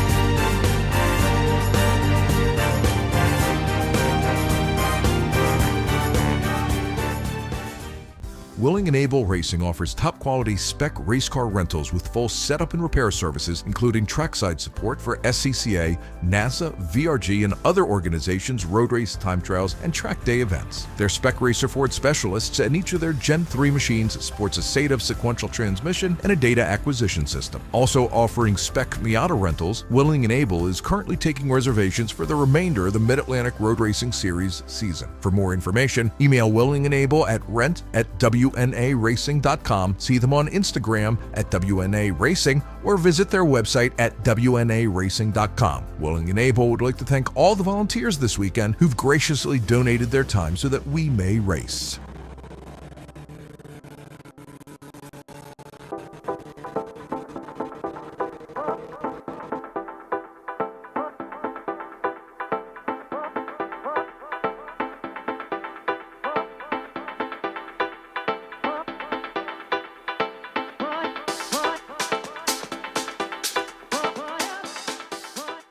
Combining the art and science of going fast, Peter Krause provides professional, private coaching and analysis for sports car drivers at many East Coast tracks, including Virginia International Raceway, as well as remotely via Zoom. A multi-time championship-winning race car driver, award-winning mechanic, and automotive historian, Krause can communicate effectively both the psychology and methodology of going fast. Pioneering the use of GPS data and video logging technology to advance driver performance in club-level, historic, and entry-level professional series since 2001, Peter relies on data-driven objective measures, creating successful strategies to make his drivers faster. An expert in AIM, VBOX, Motec, and Garmin, as well as other systems. If you have questions on how to get more out of your data, schedule a consultation either in person or remotely to leverage the power of your tools to improve your driving. For more information, call 919-740-1871 or visit www.peterkrause.net today.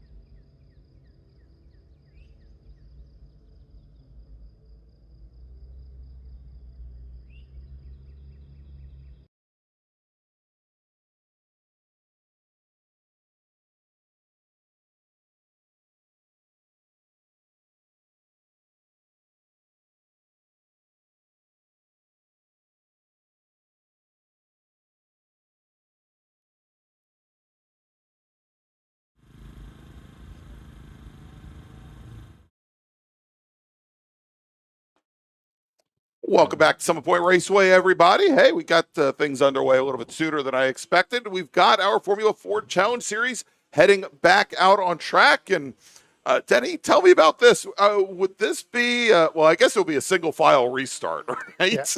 Yeah, this is what we know as a single file, self-paced pace lap start under the green. What appears to have happened is Greg Kokelis recognized that there was going to be a black flag all, came into the pits, and stopped at the head of the pit lane. Right. Mike Wyrick, Taras, and the others continued on around and came in, and in order to save time, and since it doesn't actually matter in terms of vintage racing results, everybody lined up behind Greg, who is on the pole, but these things have a way of sorting themselves fairly quickly. Yeah, indeed. All right, real quick, let me do this just because I know we are already a number of minutes into this session. Let me make a call to the grid for our next group. Attention in the paddock, attention in the paddock. First call to the grid for Race Group 7A. Please head to the grid. Race Group 7A racers, please head to the grid. Your session is next. Race Group A, to the grid, please. All right, now, hey, look, now that camera comes back to life for, at least for a couple of moments here, Brian. Well, you said let's take a break, and they thought maybe, hey, we're going to take a full break. Exactly, as our cameraman down there decided Turn 5 is still on his break, so he's on his. Hopefully he'll be back. Denny, our cameraman, they play by union rules, so when Greg says break, what can I say? We have to wait for that. The group does look pretty good coming through turn 9, which is what the starter is going to be looking for to make sure that we have good order, and it seems like that's the case. We should see them coming into 10 any second now. Well, I tell you what, both of you and I are standing up now for this restart because we were sitting down and completely missed the whole thing of what happened. There they come, and we'll see if they get a green. And there we got a green, and Mike Wyrick immediately pulls out, followed by Taras. John Filios moving up to, looks like he's going to be fourth going into turn 1. Greg Kokelis, knowing that he's not the fastest guy out there, has yielded the line, and that was the appropriate way to go. Yeah. He's going to slot back into third overall now, but as you said, he knows he's not going to be that fast car. Correct. He's going to move back just a little bit and get through, let the other cars get through, and then slot back in line. Now, Denny, one of the questions I'm going to ask is our leaders now coming back out of turn number 2, heading up into turn 3 in that 58, Mike Wyrick. Talk about these cars with the draft, because it is, these things are aero dependent. You kind of need, and we've talked about this a lot, and you kind of need a partner there to help you a little bit in certain spots of this racetrack, knowing the flow. Exactly. And I see that Taras and Mike have fairly similar lap times. They're within a second of each other, and if they're wise, they will take an opportunity to draft and separate themselves from Leo and the others that are behind them, as opposed to trying to fight it out. Sure. That gives them an opportunity to build a gap, and then on the last lap, they can fight it out for the win. The cars are draft sensitive, as you said, very much so on the main straight here, but even coming up the hill through this stretch that we're looking at right now, through 9 and into 10, you can get a draft. Yeah, well, you can see that, especially the back half of this this field coming up, really trying to stay in line. It's not until they get out of turn number 10, and again, we talked about Greg Kokelis here. He was part of that line, or actually that's actually the 52 of Leo Ode. He actually kind of moved over drivers right in that line. He was leading that line coming out of turn 10, moved over when that allowed everybody else to propel themselves by it by staying in line in that draft. Well, Leo is looking good out there, but I would have to say that it looks like Mike Wyrick and Taras are deciding to hook up and are clearly pulling away by many car lengths from the rest of the field. Yeah. John Filios on the inside going into turn 3, yielding the line, and it looks like Leo is catching up to him rather smartly there. Yeah. Yeah, you can see that right there. So again, you've got going through and able to pick that up pretty quickly. Get back in line and get moving so that we can, start to work so that they can work together to kind of catch Mike and Taras, as you were just alluding to, right there coming through turn 6, Taras, in that 177 machine, just a little bit further back from Mike, but now you're going to move Filipinos in that Felinos in that 99 machine. He's kind of all by himself. He's kind of like he doesn't have any help there. And keep an eye on Tom Venturino in the yellow, I believe it's 131. He's been kind of sticking his nose into a number of places and looking good for some to gain positions later. Taras closing a little bit, catching a draft off the back of, and we may see a pass, yes. Attempted pass going into one. Yeah, we'll see that when we get down to the start-finish line. You'll be able to pick that up as we do. We'll see whether or not he does able to make that pass. And, Greg, I think if we look down in turn one, you can definitely see there is that pass. Taras making that move over Wyrick in that number 58. So, again, really good pass going in. And we saw it definitely coming out, Denny, of turn number 10, where he was able to use that, got that drive out. So it looks like this time by we're going to get the checkered flag. All right, Brian, so knowing that, let's do this. Let's make a quick call to the grid for our next group.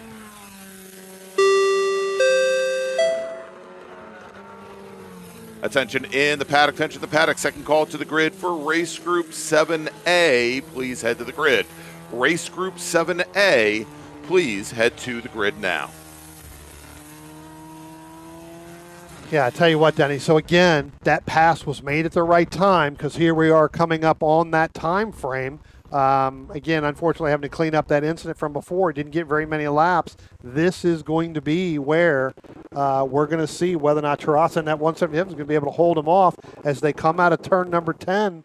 Looks like he's going to be able to do that right now, but it does look like Mike Wyrick in that 58 machine started to pull off and try to make that move. And Tom Venturino picking up a well-earned third by driving well through the field. Pretty good battle coming down here, to the start-finish line right now. That's actually going to be the battle for fourth in that Christopher Vasquez in that Leo Odie in that 52 along with Morgan Malone. They were kind of side-by-side coming out of turn 10, and then they got single file pretty quickly. It was a good fight. Sort of at the tail end of that group was just a wonderful guy named Tom Lacosta, who's just been a very steady performer with us all along. He runs in several classes and did a great job out there. Yeah.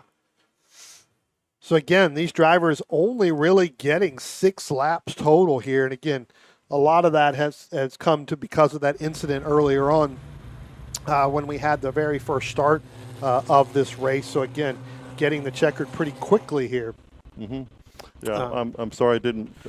We weren't saying to get a better view of that, and I suspect the driver committee will be looking at videos, and absolutely, GoPros and all of that to try to sort out what actually happened there.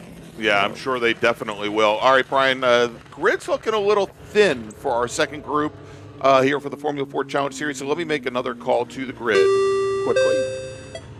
Attention in the paddock, attention in the paddock. Final call for Group 7A. Please head to the grid now. You're going to be on track in just a few moments. Race Group 7A, please head to the grid. All right, Brian, it looks like we got a couple of drivers off pace just a little bit there coming down the chute. So as they head back to the paddock, Denny, obviously you're going to stay with us as we've got the second half of the Formula 4 Challenge Series coming up next. Excellent, yes. All right, very good. Well, we're going to take a quick break. We'll be back with more action here in just a few moments from Summit Point Raceway in the 2025 Jefferson 500. Want to get started streaming your races or make your current live stream more captivating? We've helped hundreds of drivers create engaging live streams. It's simple. Create a new stream event, grab your camera, and start streaming. Head over to myraces.live to sign up for a free account. Or join us in our community Discord. Stream, share, engage.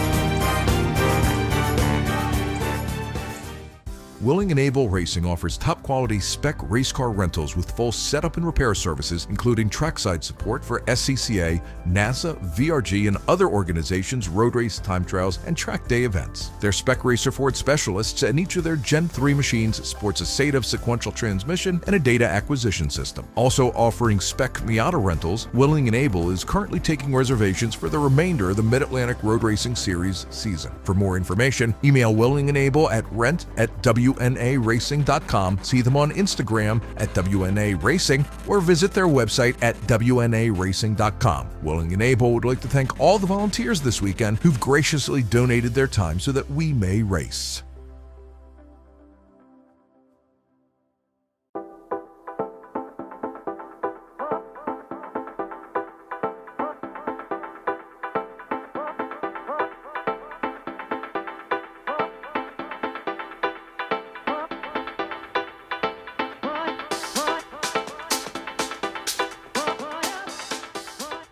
Combining the art and science of going fast, Peter Krause provides professional, private coaching and analysis for sports car drivers at many East Coast tracks, including Virginia International Raceway, as well as remotely via Zoom. A multi-time championship-winning race car driver, award-winning mechanic, and automotive historian, Krause can communicate effectively both the psychology and methodology of going fast. Pioneering the use of GPS data and video logging technology to advance driver performance in club-level, historic, and entry-level professional series since 2001, Peter relies on data-driven objective measures, creating successful strategies to make his drivers faster. An expert in AIM, VBOX, Motec, and Garmin, as well as other systems. If you have questions on how to get more out of your data, schedule a consultation either in person or remotely to leverage the power of your tools to improve your driving. For more information, call 919-740-1871 or visit www.peterkrause.net today.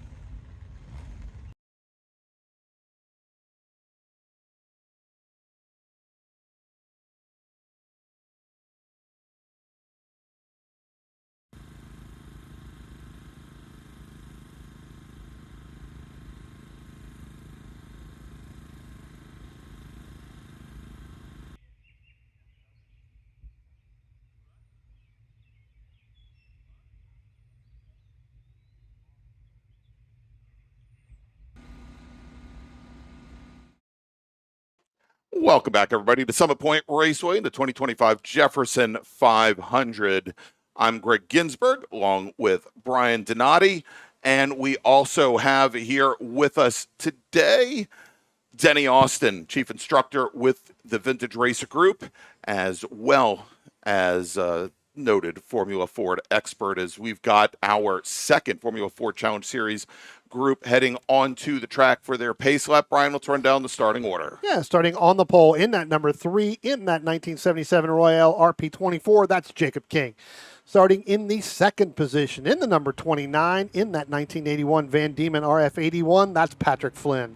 Starting in the third position, in that 1978 Zink Z10, that's the 120 of Scott Fairchild.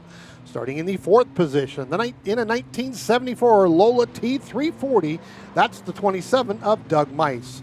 Starting in the fifth position, in a 1970 Winkleman WDF2, that is the number 23 of Robert Dusick III.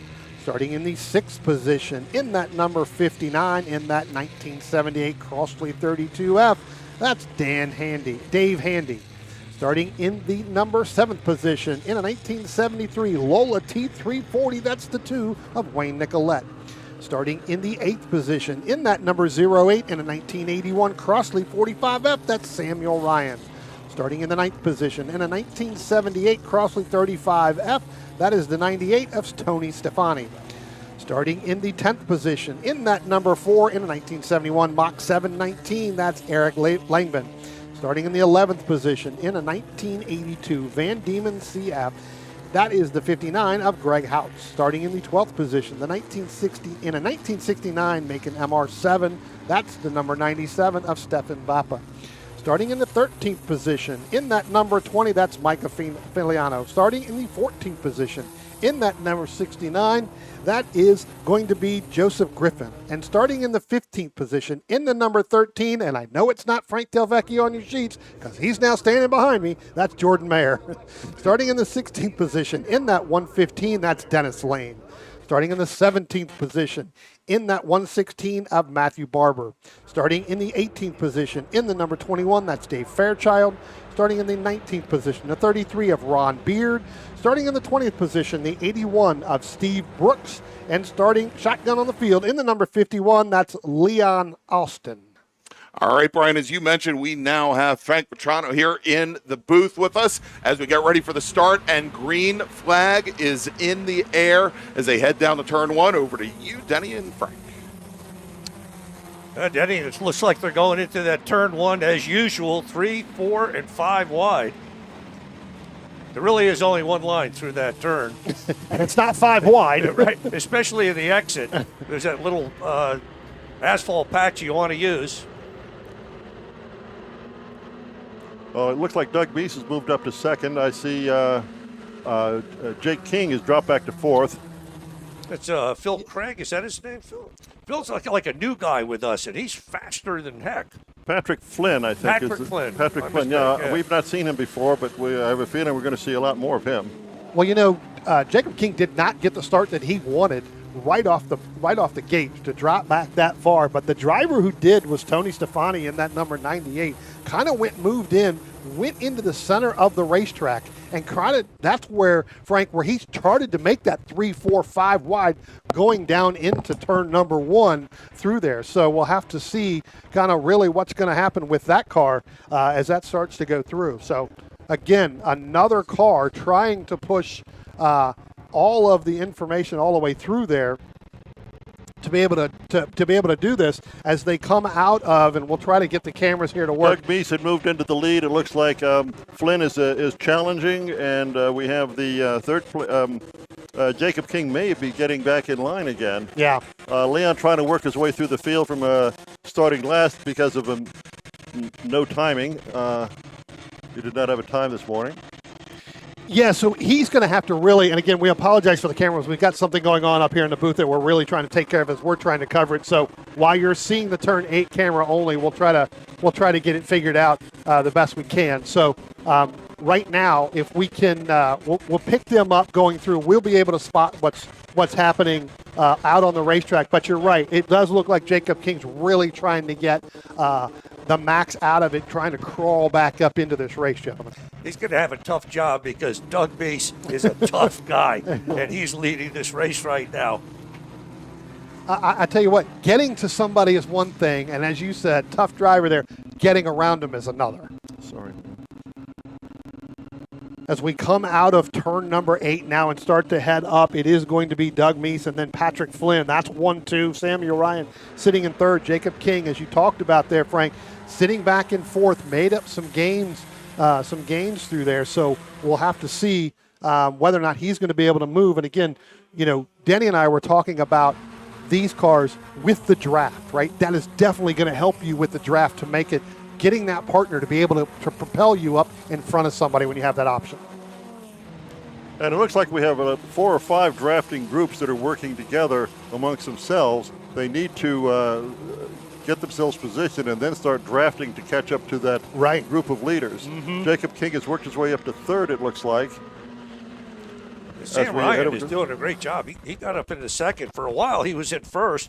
He got ahead of Patrick Ryan, and then Ryan took it back from him coming out of turn 1. Yeah. Tell you what, as this race unfolds, gentlemen, this is going to be one heck of a finish because, again, we've talked about some of these drivers. Patrick Flynn, again, you talked about brand new driver here that you guys haven't really known a lot about. Now it's going to show what he's got, what he's going to do to some of these other cars. And again, that draft is really going to help. I've mentioned that several times already. I'll mention again. That's what's going to help some of these cars that are behind there move him back in front. Well, I think we just saw something that Patrick Ryan can do, and that was to pass somebody on the outside of the hairpin at turn 5.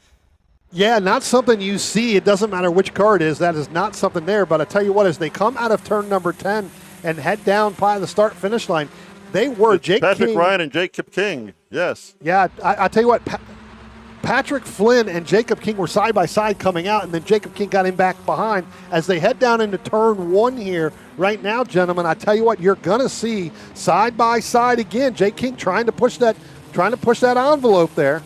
And wily old Scott is working his wiles and has managed to work his way up into third and is trying to go on the inside. Can't quite pull it off, but he's going to tuck him beside Doug. Tell you what, Scott Fairchild tried to go 3 wide into turn 3. You both know this here. It doesn't work 2 wide, let alone go 3 wide. I've done that. I've eaten a tire wall. I mean, he definitely had to get hard on the brakes, and that's really going to kill his momentum that he had coming out of turn 2 up into turn 3 last time as they head down into turn 5 right now. It looks like everybody's going to try to single file out. Again, you want to try to get the best you can, but you got to make sure these cars last the entire race. You know, and the draft coming down the straightaway is worth 400 RPM behind some of these cars, and even more if you got 2 or 3 of them. Right. You know, you can pick up 500-600 RPM at the end of the straightaway. Right. And once again, we have Patrick Ryan in the lead, coming through turn 5, but Jacob King is not giving him any room to breathe, and Scott Fairchild going for a pass on Sam Ryan to try for third. So King's down on the inside. Can he outbrake? 3 wide and 1.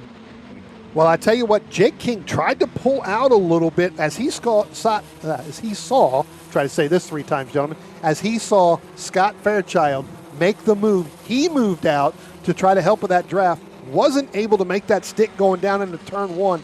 Had to get back up underneath the gearbox there of Patrick Flynn to stay in line, and he ended up moving back up, and that moved Scott Fairchild back a little bit.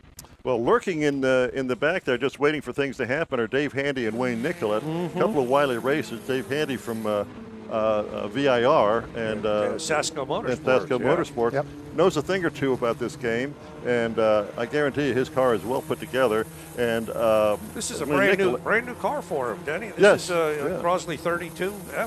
Well, those are great cars. Those great 32s. cars, and it's beautifully prepared. Well, I tell you what, gentlemen, as our front 3 leaders now start to pull out, and that is Patrick Flynn, Jacob King, and Scott Fairchild. They're starting to pull away by about 2 or 3 car lengths now over Samuel Ryan and Doug Meese, along with Handy and Wayne Nicolette. But as we have mentioned, when you get down that front straightaway with that draft, it's like that lead and those car lengths evaporate into almost nothing. Got King on the inside going into turn one again. This time I think he pulled it off. See, looking through there, doesn't look like he's going to be able to do it. I'll tell you what, guys, the driver that's going to pull this off there, coming out of turn number 2 and turn number 3, that is actually going to be Scott Fairchild yeah. moving up ahead of Patrick Flynn in that number 29 machine. So give Scott Fairchild that lead right now, but Jacob King got a great run coming up out of turn 3 once again. That means that Fairchild went around King on the outside of turn 1 in order to get in that position. Well, yeah, it was able to hold that off and move that all the way through in order to utilize that, because at that point Patrick Flynn was trying to deflect Jacob King from making that move as well, and that may have slowed both of them up where Fairchild was able to go to the outside. The top 10 drivers in this are all within a second. Oh, yes. They're just all in the 122s and just carving each other up, doing a great job, staying together. It looks like Dave Handy and Wayne Nicolette are trying to are using the fighting going on amongst the leaders to catch up to that lead group. Yeah. Ryan going for the inside, going into 1. Our top 7 cars. Jacob King right there. Ryan holds the lead. Now, our top 7 cars are right there. You got to go a little bit further back till you get to George Houghton in that 56 machine. That's where the gap starts.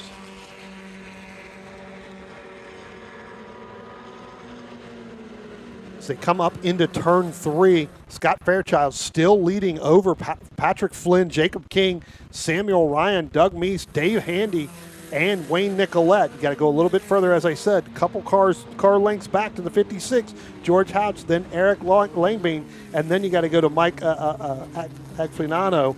And I know I just mispronounced that name like you wouldn't believe, but I tell you what, you got to go back a little bit further. Yeah, Mike Anifalo. Yeah.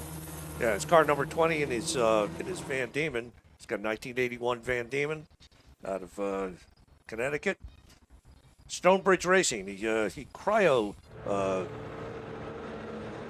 does parts for cars, for motors. Okay. Special hardened finishes to make them work fine, last a long time. Okay, now we got a 2-car now we got a battle for the race. lead here. Yeah. Now we got a race into 1. Looks like they broke away. Right there. That's actually going to be Patrick Flynn and Jacob King. And it seems like as they go across the start-finish line every single lap, that is where Jake King starts to pull out to driver's right every lap to kind of try to break that draft. So here's my question to you two as we're watching the rest of the group behind him still trying to battle it out. How much does that pull Patrick Flynn back when you pull out and get on that right rear tire just a little bit? Just a little, just a little bit. Yeah, it's not much. The real problem is that you can't outbrake him into turn 1, and that's what you have to do in order to take that turn away from him. King's got to go down the inside and outbrake Flynn, and he's not done that even once. These last 4 or 5. Well, that time, guys, I think he did it, and it was going into turn 5. And so as they come out of the carousel, you now have a new leader, and that is Jake King.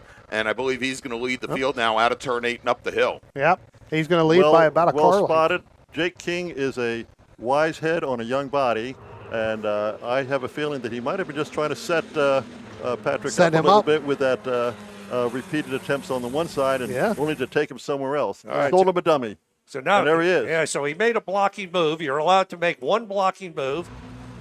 Flynn goes down on the outside again. He took the draft. Now, the one thing I've noticed, guys, here is they come down into turn 1.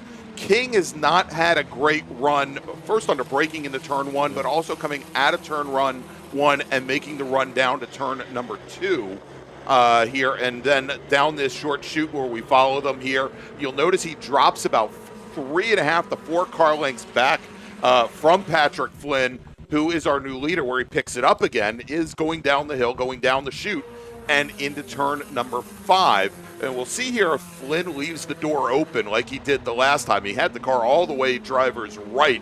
This time he comes down the center of the track and manages to hold off Jake King. Well, you know, as you just talked about, Greg, I've noticed this really the last 3 laps as these two gentlemen know more about it. It just seems like Jake does not have the drive off, as you just talked about. into one, and I'm wondering if that's because the car just doesn't handle on entry into one, so he loses all that momentum, so that affects the drive off completely out of 2 and doesn't pick it back up really till he gets into 3. It seems that he's a little down on horsepower on Flynn. And Flynn's got just a little Side bit by more. side coming out of 10. And Dave Handy. Dave Handy, he's going to show everybody the way around. And Jake King's got a little bit of an issue, gentlemen, because that car just went straight from the front all the way back, put him all the way back now. It looks like he's going to end up back even behind Wayne Nicolette. He may be up in 7th and 8th. Yeah, I think that puts it back to 1, 2, 3, 4, 5, 6, 7th position. Yeah, I think there as they Nicolette's come through turn 1. Yeah, you can see that he was losing power somehow. And it might just be a broken header. Or so, that's all it takes. And, you lose 10 horsepower. Yeah, and I have to say he was doing a very good job masking that, because as you come through the bottom section of the course down through 6, 7, and 8, he was constantly gaining momentum on Patrick Flynn just ahead. But then again, as you saw there, coming out of turn 10, the car just kind of let go on, and he now continues to drop back through the field here. Well, the good thing is Frank's moved up 4 positions since the start of the race. So, no, we know that's Jordan in the car. Jordan's all the way up to 11th, running in the 122 flat range. So, again, that car getting faster and faster as well. So Jordan makes me look good. That's always good to have. Where can we get a Jordan? Yeah, where can we go? Here we got Dave Handy, and he's leading the field right now. He takes one blocking move against Flynn. Flynn goes down on the inside. Looks like they're neck and neck. I think Flynn's going to take him on turn 1. I think when they get down into turn 1, you're right. I think you're going to see Flynn going to have that inside line. Gets a little bit loose on entry there. That backs the car up a little bit. We'll see whether or not Handy's going to be able to get some momentum coming out of turn number 2 and heading up into turn 3. Doesn't look like he's going to be able to do it, but Patrick Flynn definitely loose getting into 1 because he had to go deeper before he got hard on those brakes. And gentlemen, as we were talking about Jake King, who's now sitting back in 5th position, just ahead of the yellow T340 of Wayne Nicolette. It looks as though Jake is holding on to that group in the top 4 ahead of him. Just went in side by side alongside Doug Mice there, but again, it definitely appears as though he's got some issues once he gets on the straightaway. That car just doesn't seem to have the power. Yeah, just looking at the last lap times on him, Jake is off by about a second a lap on his fellows. That's a very good RP 24 Royale. It's got a lot of work done on it. It's got good aero. So it's gonna handle great. It's gonna handle great in his hands, but you can't overcome horsepower. Oh, well, I'll tell you what, Greg, as we go down into turn 1 right now, you've got Dave Handy and Patrick Flynn. They almost came side to side as they passed down past the start-finish line. It looks like Handy was going to make the move over to the left, thinking he had cleared them going in. It doesn't look like that's going to happen. Well, actually, it is going to happen now. As they come up out of turn number 2, that's going to put Dave Handy back in the lead here. Again, Jake King moves up, but don't count out Samuel Ryan. I think that's the sleeper car here as these other cars start to battle with Samuel Ryan sitting in 3rd place in that 08 machine. Yeah, don't discount Doug Meese. Scott Fairchild's coming in. See, his race is over. Yeah, he had led at one point. Yeah, so Fairchild making that right-hand turn back into the paddock. So his race is done. And again, we're about 18 minutes into this race right here. So again, we're getting pretty close to the time where we could be hearing, as our leaders come by, we'll see whether or not they may get 1, maybe even two more laps here. Frank, you're in the top 10. I told you, Frank's got it going on. Well, this is almost like a NASCAR straightaway. These Formula Fords are just about pushing each other down the front straight. And the front bumper and the rear gearbox don't line up very well, do they? Years ago we used to foam the nose with structural foam, just in case, but it's frowned upon. So Dave Handy's still in the lead. Patrick Flynn right behind him and doing a great job. And they're starting to break away just a little bit as the field goes through turn 3 and slows each other down.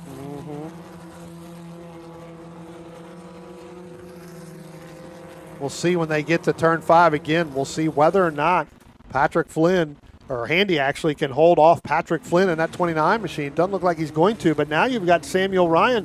He's going to try to sneak that nose in that car up underneath. We'll see when they come into the carousel here whether or not he's going to be able to make it stick, and it doesn't look like he's going to, but he tried to make a move. I tell you what, as the next time they come by, gentlemen, we are going to get the one to go here. So this will be it when they come up past the start-finish line one more time. Dave Handy clearly ahead going through, coming into turn 1 lap to go. Dave Handy in the lead, but Patrick Ryan not letting go of that at all. Well, I tell you what, Patrick Flynn gets one heck of a run out of turn 10. He sure does. Yeah, he's down in the inside, and he takes the lead. Yeah. Yep. And made that pass with ease. Again, that car is just getting through up underneath the bridge and up through turn 10. So really starting back in the carousel. If he can make that run like he's doing and make it look that easy coming through there, you know his car is definitely set up from the carousel all the way out. We talk about this all the time. The longest straightaway on this racetrack really isn't from turn 10 to down to turn 1. It really starts in the carousel, turn 6 all the way through back down to turn 1. As it looks like, and we may have one car that spun. I believe that is actually going to be Dave Handy that may have spun there, trying to make that move on missing. Patrick Flynn. Handy's missing. Yep, so he definitely spun down into turn 5 again, trying to make that stick. We'll hear if that is the right number, but I'm almost positive. I'm pretty sure, Brian, and we saw a lot of smoke in the air. Yep. Big brake lock up there. Oh, that camera isn't working for us. Let's move over to turn 10. As he locked up the brakes going down the inside, trying to make that move, and the room just wasn't there. Thought that maybe he'd made it around the apex, but I think it may be a slow release of the brakes as that car goes around past the apex. And taking the win, it's going to be Patrick Flynn, with Sam Ryan only 0.6 of a second behind. Jake King manages to move that car back up into the last podium position. Finishes in 3rd with Doug Meese finishing 4th, Wayne Nicolette 5th, and Mike Agnifilo finishing in 6th. Tell you what, really good run here for these as now Dave Handy just now crossing the start-finish line. So again, tried to make that move under Patrick Flynn, tried to get that braking done just a little bit later than he has been the whole entire race. Not able to make that stick, ended up spinning that car around and then having to get recollected and ending up coming across the line in 13th place. All right, well, there you go. That wraps up our 2 Formula Ford Challenge Series races.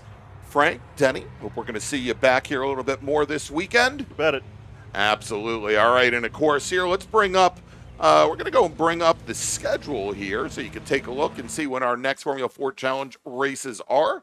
Going to be right at the end of, we're going to have them twice. We're going to have them here on the end of our morning races tomorrow, Saturday morning before we break for lunch, and then in the afternoon before we wrap up our coverage tomorrow. And then, of course, there'll be our last race of the day come Sunday morning as we wrap up our coverage here from Summit Point Raceway in the 2025 Jefferson 500. All right, so just got word that our next group is getting ready to head out. That is going to be group number 1. Gentlemen, thanks again for joining us. Appreciate it. And so let's go. We're going to take a quick break, and we'll be back here in just a few moments with more racing action from Summit Point Raceway. Want to get started streaming your races or make your current live stream more captivating? We've helped hundreds of drivers create engaging live streams. It's simple. Create a new stream event, grab your camera, and start streaming. Head over to myraces.live to sign up for a free account. Or join us in our community Discord. Stream, share, engage.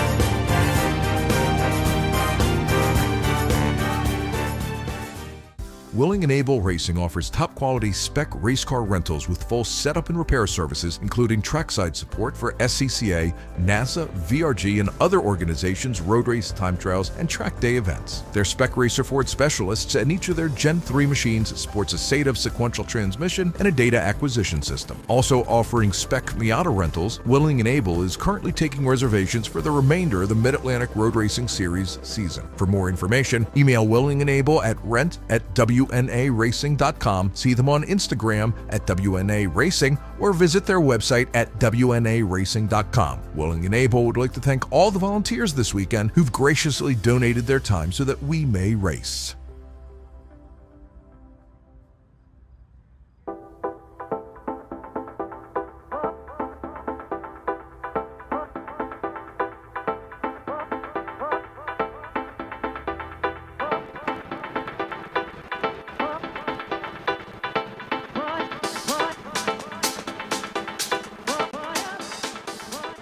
Combining the art and science of going fast, Peter Krause provides professional, private coaching and analysis for sports car drivers at many East Coast tracks, including Virginia International Raceway, as well as remotely via Zoom. A multi-time championship-winning race car driver, award-winning mechanic, and automotive historian, Krause can communicate effectively both the psychology and methodology of going fast. Pioneering the use of GPS data and video logging technology to advance driver performance in club-level, historic, and entry-level professional series since 2001, Peter relies on data-driven objective measures, creating successful strategies to make his drivers faster. An expert in AIM, VBox, Motec, and Garmin, as well as other systems. If you have questions on how to get more out of your data, schedule a consultation either in person or remotely to leverage the power of your tools to improve your driving. For more information, call 919-740-1871 or visit www.peterkrause.net today.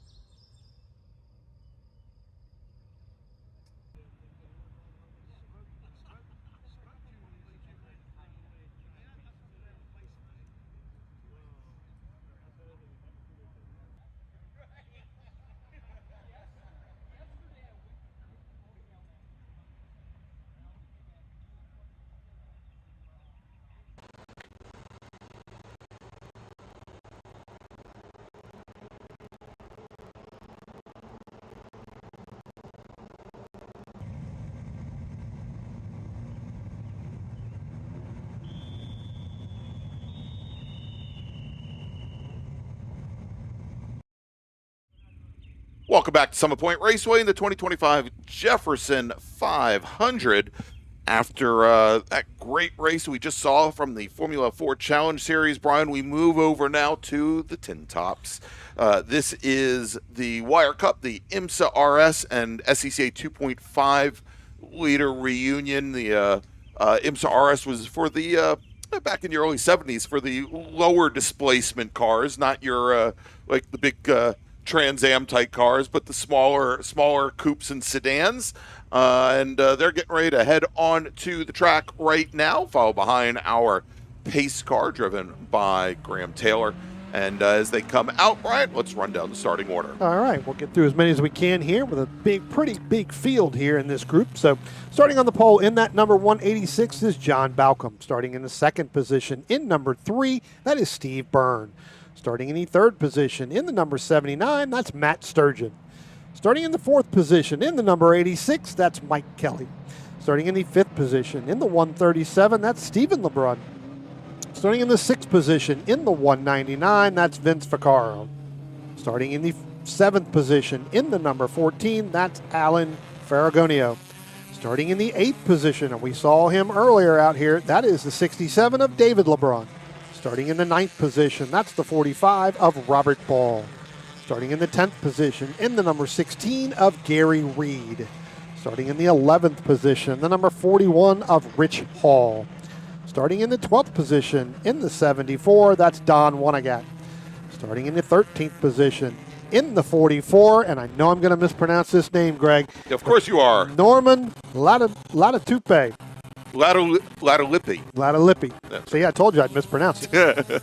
And I got it. That's all right. But you got it. Easy mistake to make. The next one I got, though. Starting in the 13th position in that number 118, that's Wichin Sarabon. Starting in the 15th position in the number 77, that's Steven Shiposh. Starting in the 16th position in the number 20, that's Colby Schindel. Starting in the 17th position in the number 93, that is Brian Walsh. Starting in the 18th position, the 991 of Benny Bish. Starting in the 19th position in the 511, that's Peter Bauer. Starting in the 20th position, the number 81 of Robert Asbinski. Starting in the 21st position in the 188, that's Margot Ote. Starting in the 22nd position in the 05, that's Nick Lang. Starting in the 23rd position, the number 19 of Robert Brady. Starting 24th in the 02 of Tim Cashman. Starting 25th in the 36 of John Wood. Starting 26th in the 57, that's Lee Poseidon. Starting in the 27th position in the 38, it's Craig Lazinski. Starting 28th in the 77 is Raymond Junkins. Starting 29th is Chris Cozy in the 99, and I'll cover the last 4 or 5 cars here in a minute, Craig, as it looks like we're getting ready to go green, and we are. We are under green flag right now, and again, the number 3 and the number 186 of Stephen Byrne and John Balcom, tell you what, they're still side by side as they go down by the start-finish line, head down into turn 1. It does look like now Steve Byrne's going to pull out just a little bit. On his back bumper is that 79 of Matt Sturgeon as they head through turn 1. And, Greg, we may have a car that may have spun. I think we moved it right there, or did. That car got really, really loose. Very loose.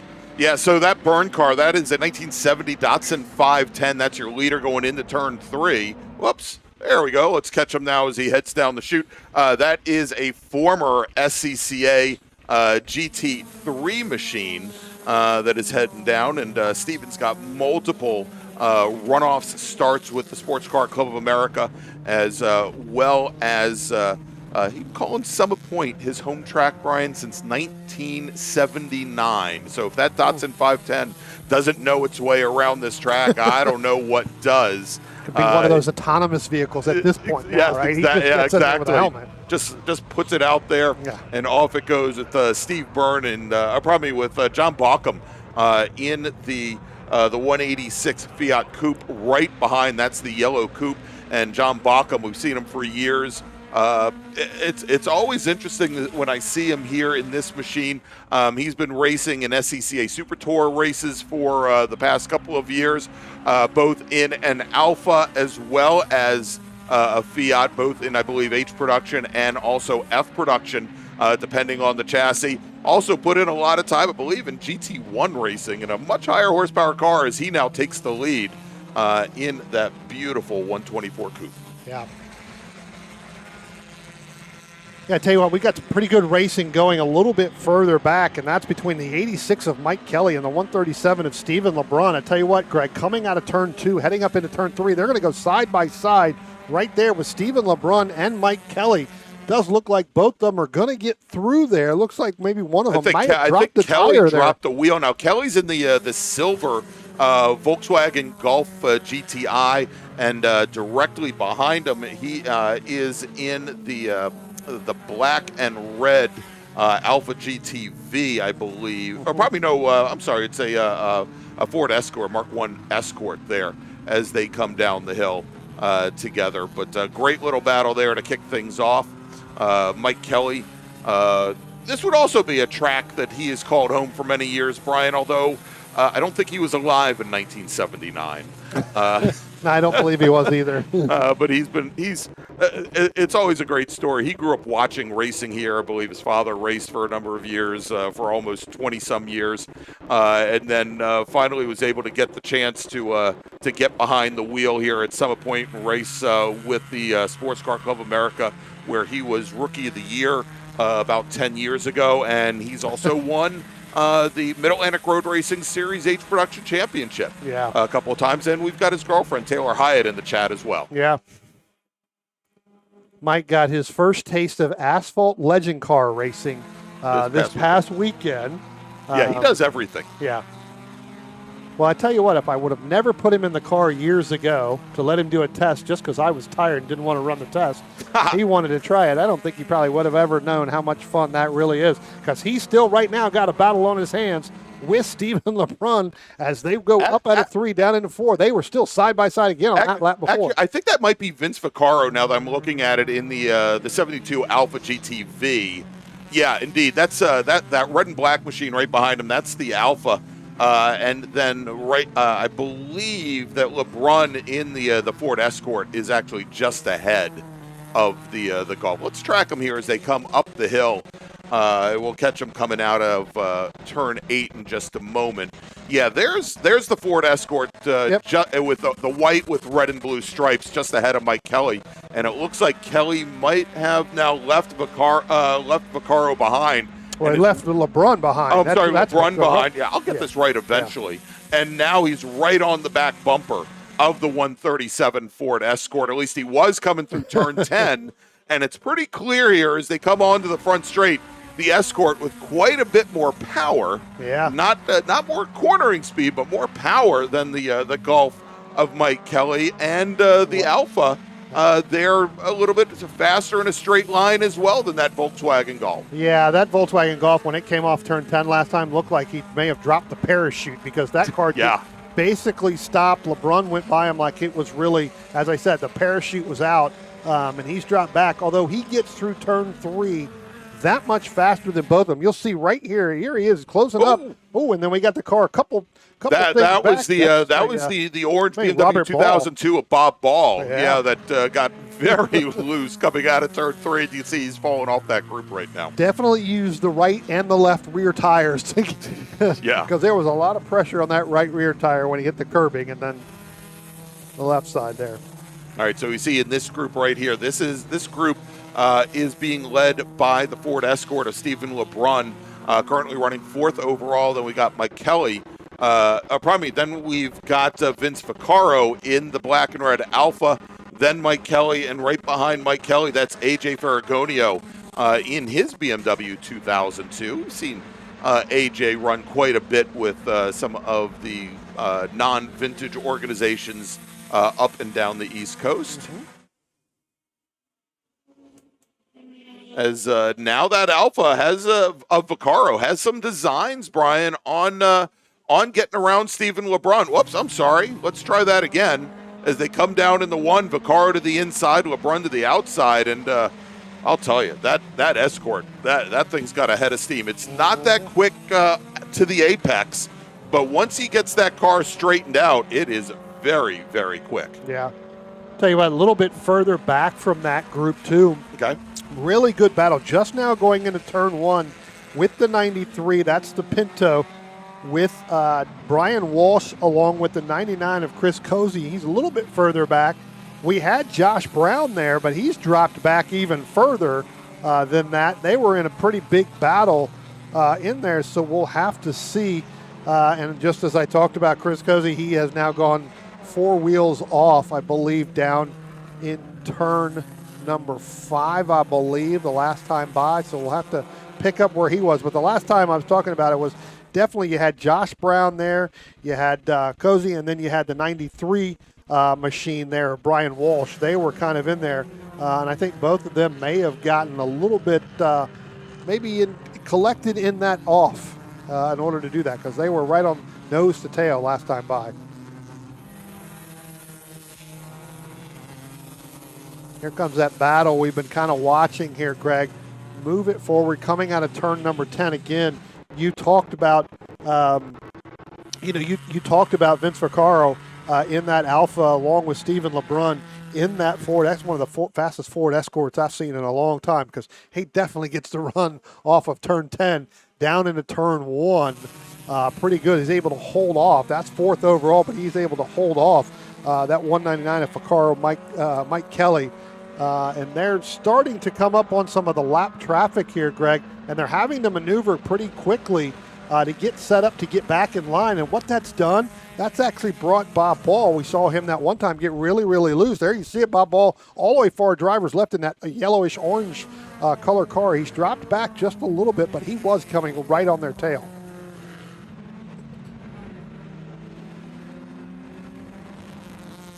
We head down into turn number 5. It looks like we're going to go side by side. That may be Ferragonio a little bit ahead. I think Vaccaro may drop back, or actually Vaccaro is going to be a little bit ahead of that. I was going to say, I think we just saw Bob Ball go and make a pass there, going into turn 6B through the carousel now as we watch him heading up the hill. But Mike Kelly now losing a little bit of ground as I think we've got A.J. Ferragonio directly ahead of him now. Yeah, I was going to say that's the two that I was talking about, going side by side down into 5. Ferragonio was able to get around him. So it looks like he's going to follow that BMW now. Again, that 86 machine just doesn't look very comfortable. All right, Brian, I think we've got a car off at turn 5. As we see the local caution there, getting word of 2 cars coming together just past the apex over there. And unfortunately, can't pick them up on the camera here. And I'm looking, not even going to be able to pick them up there. So they're in between that camera and where that flag stand is. Yes. So off to the left there somewhere, or maybe even off into the center. Yeah, we're going to get those numbers right now.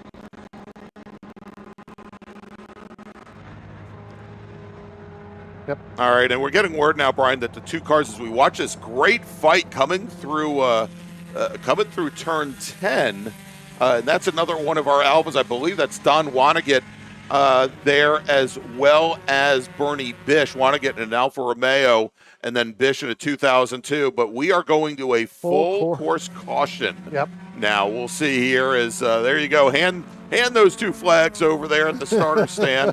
Well, that's just one. Oh, no, they've got both of them. They've got both of them out there. Yeah, we're now going to a full course caution, because the word that we got from the corner station at turn 5 was that those 2 cars that were involved, and we're still trying to get the car numbers. They're around the corner, so the flagger's up in the tub, having a little trouble there getting the information. But apparently, those 2 machines not moving.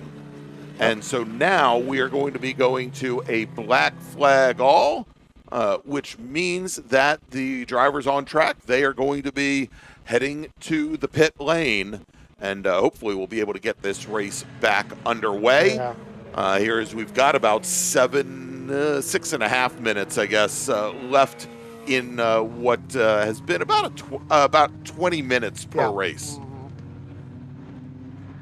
Let's see here.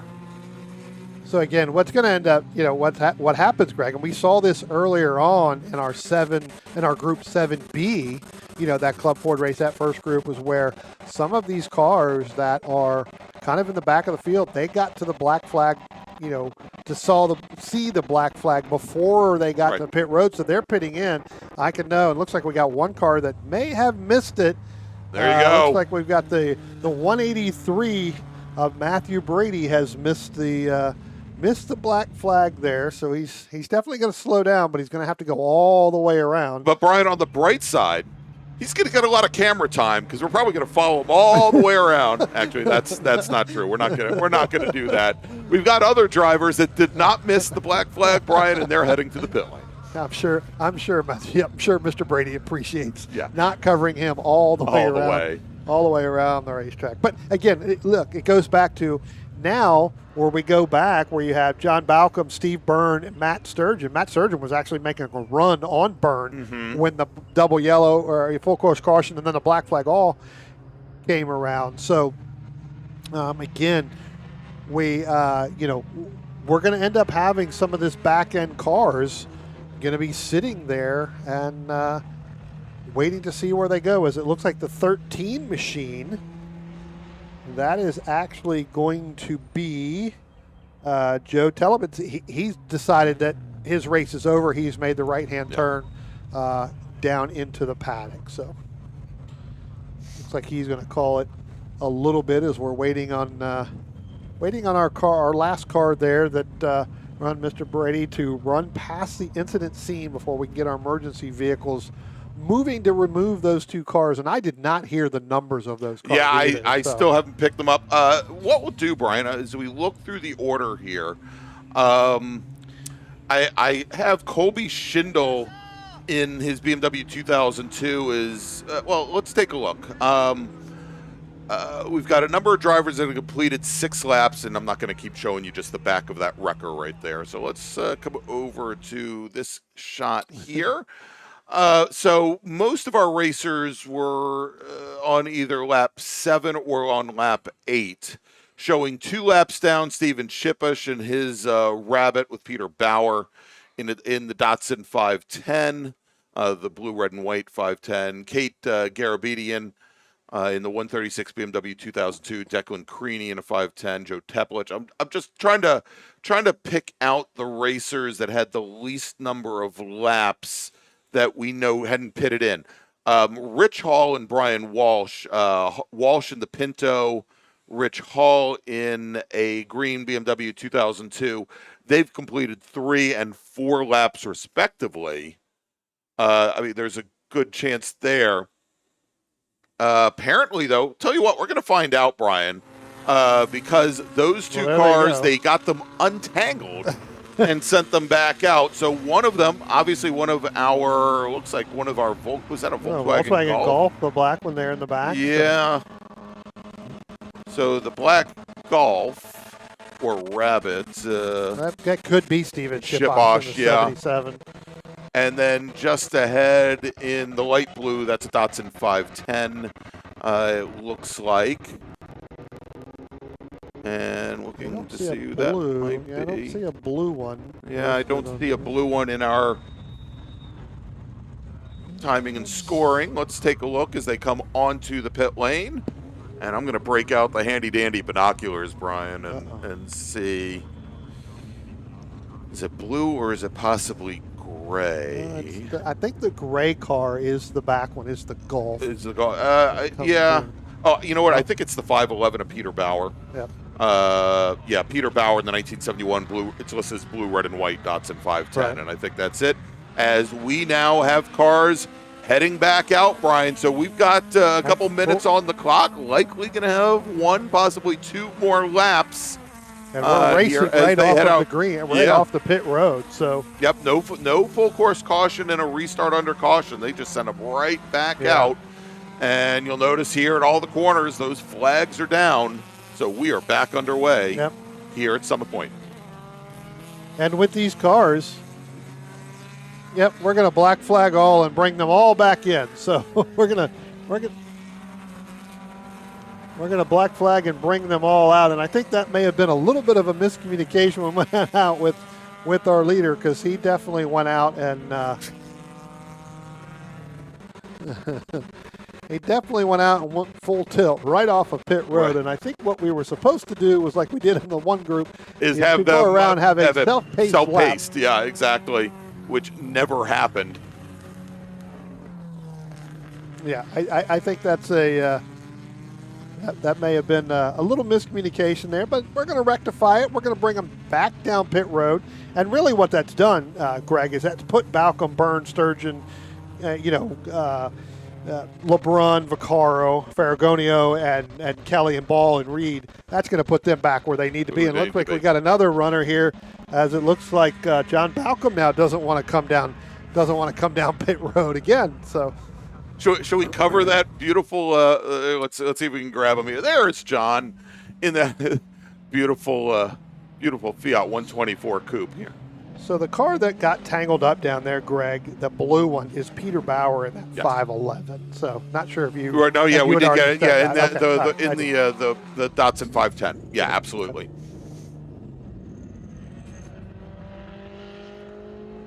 And this is what you call a victory lap for John Balcom. It must be because everybody's coming in and making the right-hand turn, so we're definitely not going back green, but Yeah. he's going to get a high-speed victory lap, I guess you can say. There you go. All right. Yes. So the rest of these racers, checkered flag is out, and everybody is heading back to the paddock. John Balcom, who was the lead car at the time, well, He's still the lead car. He's still the lead car. He's going to finish one lap up on everybody else. So it's going to be John Balcom. Let's see if we can pick him up. There's John. I'll pick him up to it. It's going to be John Balcom in the number 186 Fiat.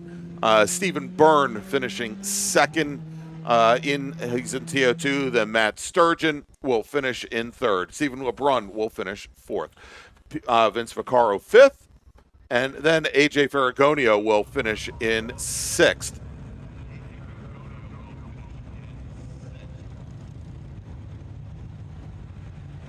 Then we got Mike Kelly, Robert Ball, Gary Reed, and Norman Latalipe finishing in 10th. All right, so let's take a quick break. We'll be back here with more racing action from Summit Point Raceway in just a few moments. You're watching the 2025 Jefferson 500 on GPProductions.live. We'll be right back. Want to get started streaming your races or make your current live stream more captivating? We've helped hundreds of drivers create engaging live streams. It's simple. Create a new stream event, grab your camera, and start streaming. Head over to myraces.live to sign up for a free account. Or join us in our community Discord. Stream, share, engage.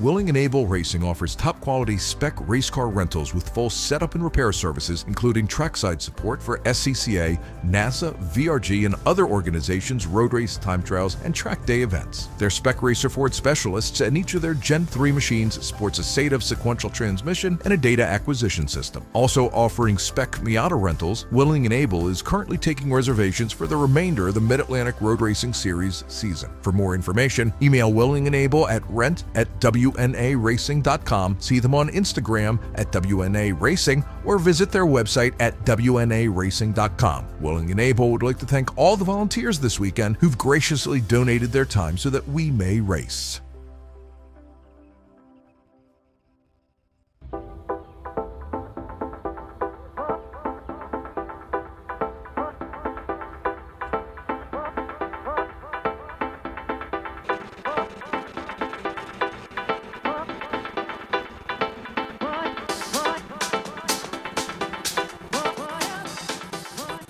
Combining the art and science of going fast, Peter Krause provides professional, private coaching and analysis for sports car drivers at many East Coast tracks, including Virginia International Raceway, as well as remotely via Zoom. A multi-time championship-winning race car driver, award-winning mechanic, and automotive historian, Krause can communicate effectively both the psychology and methodology of going fast. Pioneering the use of GPS data and video logging technology to advance driver performance in club-level, historic, and entry-level professional series since 2001, Peter relies on data-driven objective measures, creating successful strategies to make his drivers faster. An expert in AIM, VBOX, Motec, and Garmin, as well as other systems. If you have questions on how to get more out of your data, schedule a consultation either in person or remotely to leverage the power of your tools to improve your driving. For more information, call 919-740-1871 or visit www.peterkrause.net today.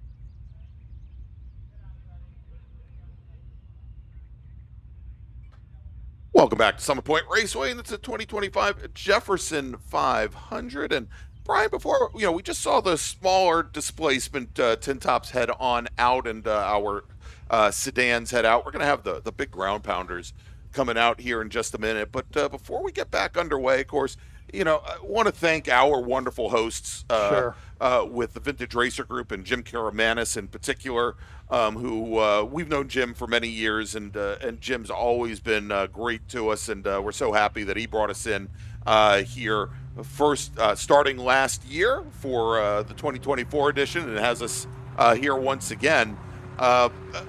Big things always happening here at the Jefferson 500 for our competitors and spectators alike.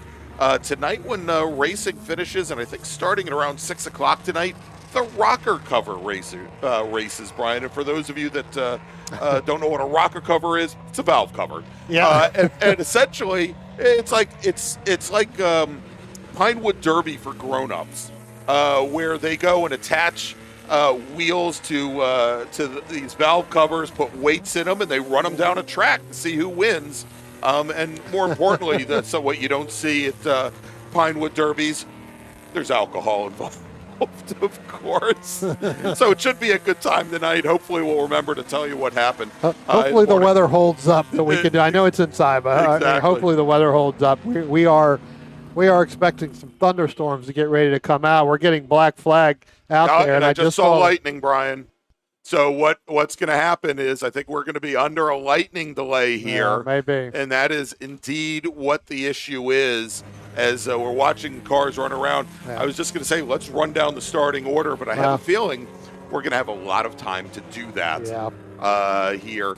We'll have to check the home rules here at Summit Point Raceway, but I believe that there is, when there's lightning, I believe it's within 10 miles, there's at least 15 minutes of downtime. So they're going to try and get these cars back to the pit lane. They're going to have all of our corner workers, our flaggers, at least take to their cars, but get them out of those tubs and have them stop holding they're wood sticks. They're not metal sticks, but obviously we want to make sure that everybody here is safe now that... we may have to turn the light on in here because I really can't see anything anymore. It's been getting very, very dark. Yeah, indeed. So let's... So we will, as soon as we get an idea of exactly how long it will be when we have an update, I'm going to we'll put on the screen here in a few moments, hopefully an update at around 4:15. But again, we are now under black flag conditions. All of our racers, and we got some cars, Greg, that decided that they weren't. Stay out. They weren't. 9.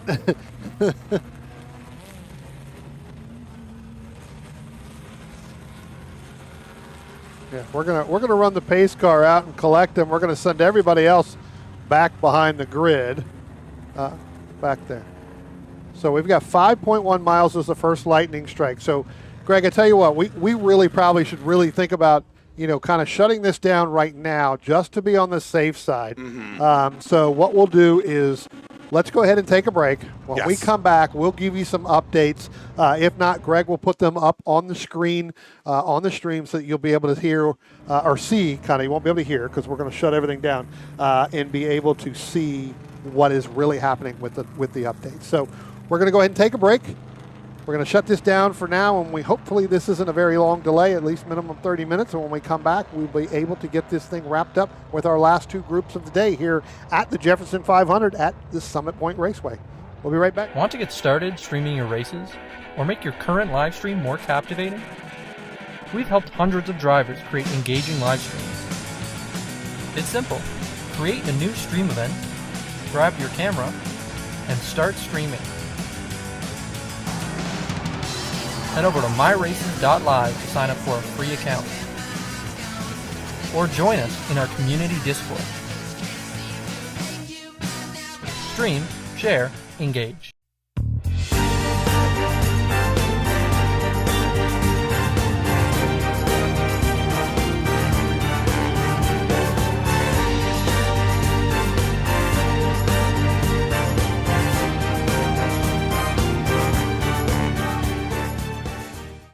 Willing and Able Racing offers top-quality spec race car rentals with full setup and repair services, including trackside support for SCCA, NASA, VRG, and other organizations' road race, time trials, and track day events. Their spec racer Ford specialists and each of their Gen 3 machines sports a SATAV sequential transmission and a data acquisition system. Also offering spec Miata rentals, Willing and Able is currently taking reservations for the remainder of the Mid-Atlantic Road Racing Series season. For more information, email Willing and Able at rent@wnaracing.com, see them on Instagram at WNA Racing, or visit their website at WNARacing.com. Willing and Able would like to thank all the volunteers this weekend who've graciously donated their time so that we may race.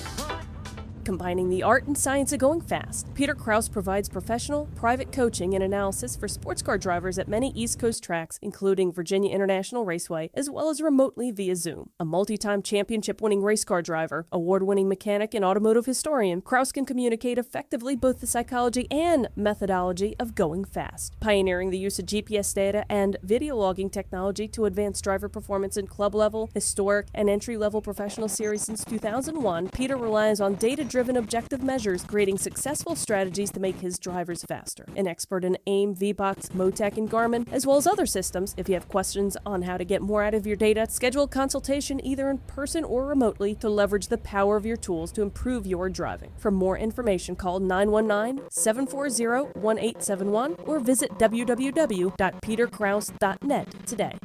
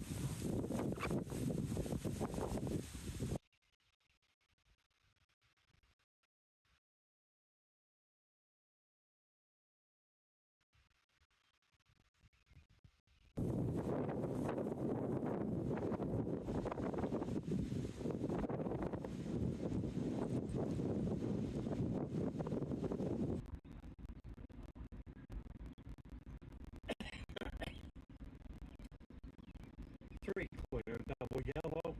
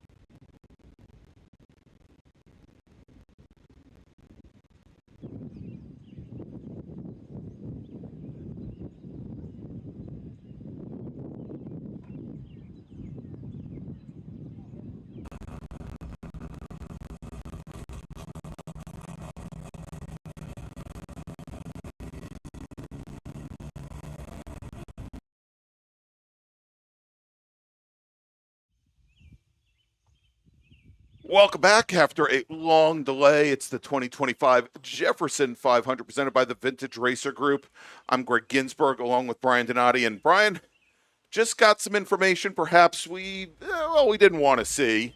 It's been now just about a full hour that we've been under a lightning delay here at Summit Point Raceway. And just as VRG was going to be getting ready to call people to the grid to send them out, we had another lightning strike about 2 miles from the facility here, and that the track the track mandates that there be a 30-minute gap between the time that there is lightning in the area to when cars can go on the track. And it's not just putting cars on the track; it's also putting all of the corner workers and all the staff here in harm's way as well. And that would take us to the hard cutoff that they have here about 5:30 p.m. Eastern time. So unfortunately, the last 2 groups of the day, they're not going to run today. They will likely be running tomorrow. We will show you that schedule, and we may actually be starting. I'm getting word that we may be starting a half hour early tomorrow. Start at like 8 o'clock. I think is what I'm hearing this in my headset now, and I think they just said they're going to take the track hot at 8 a.m. At 8 a.m. So, yeah, so we're going to be starting the stream about a half hour early. I'm going to go and update the times so that you all will see that on YouTube. But that way they can fit these 2 additional groups in with a little bit of a delay here. So that is the plan for tomorrow. I'm going to bring up what was to be the schedule tomorrow. Again, we were scheduled to start at 8:30 tomorrow. We're now going to be starting at 8 o'clock. My understanding is that, and we'll have to see how this works, because we were supposed to have the Cunningham Cup and the Marlboro Cup be the last races of the day. As it stands, they were already supposed to be the second and third races tomorrow morning. So we'll find out how that's going to work. Maybe they'll be moved to the end of the. I was going to say maybe what they do is give them an extra race tomorrow and move them to the very end of the day. Yeah. So or the very end of the morning session, we can get it in, right? So we'll get some information on that. We'll have it for you tomorrow morning. Obviously, I also wanted to point out, Brian, before we wrap things up, the upcoming events for Vintage Racer Group. And there are 2 events of note, September 19th through 21st for VRG at the Glen, featuring Alphas at the Glen, as well as the Turkey Bowl right at the bottom of the screen there. We are planning to bring you that coverage live on YouTube as well. So I want to thank Vintage Racer Group for bringing us in for that event as well. So for Brian Donati, I'm Greg Ginsburg, and we'll see you tomorrow morning at 8 a.m. Thanks so much for spending your afternoon with us, and we'll see you tomorrow. Want to get started streaming your races or make your current live stream more captivating? We've helped hundreds of drivers create engaging live streams. It's simple. Create a new stream event, grab your camera, and start streaming. Head over to myraces.live to sign up for a free account. Or join us in our community Discord. Stream, share, engage.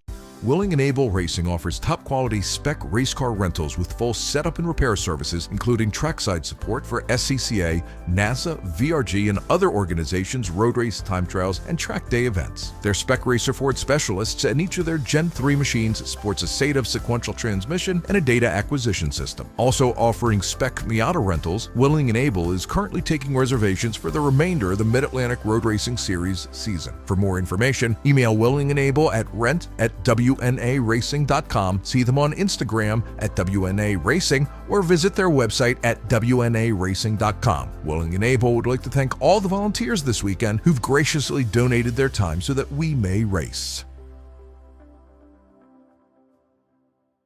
Combining the art and science of going fast, Peter Krause provides professional, private coaching and analysis for sports car drivers at many East Coast tracks, including Virginia International Raceway, as well as remotely via Zoom. A multi-time championship-winning race car driver, award-winning mechanic, and automotive historian, Krause can communicate effectively both the psychology and methodology of going fast, pioneering the use of GPS data and video logging technology to advance driver performance in club-level, historic, and entry-level professional series since 2001. Peter relies on data-driven objective measures, creating successful strategies to make his drivers faster. An expert in AIM, VBOX, Motec, and Garmin, as well as other systems. If you have questions on how to get more out of your data, schedule a consultation either in person or remotely to leverage the power of your tools to improve your driving. For more information, call 919-740-1871 or visit www.peterkrause.net today.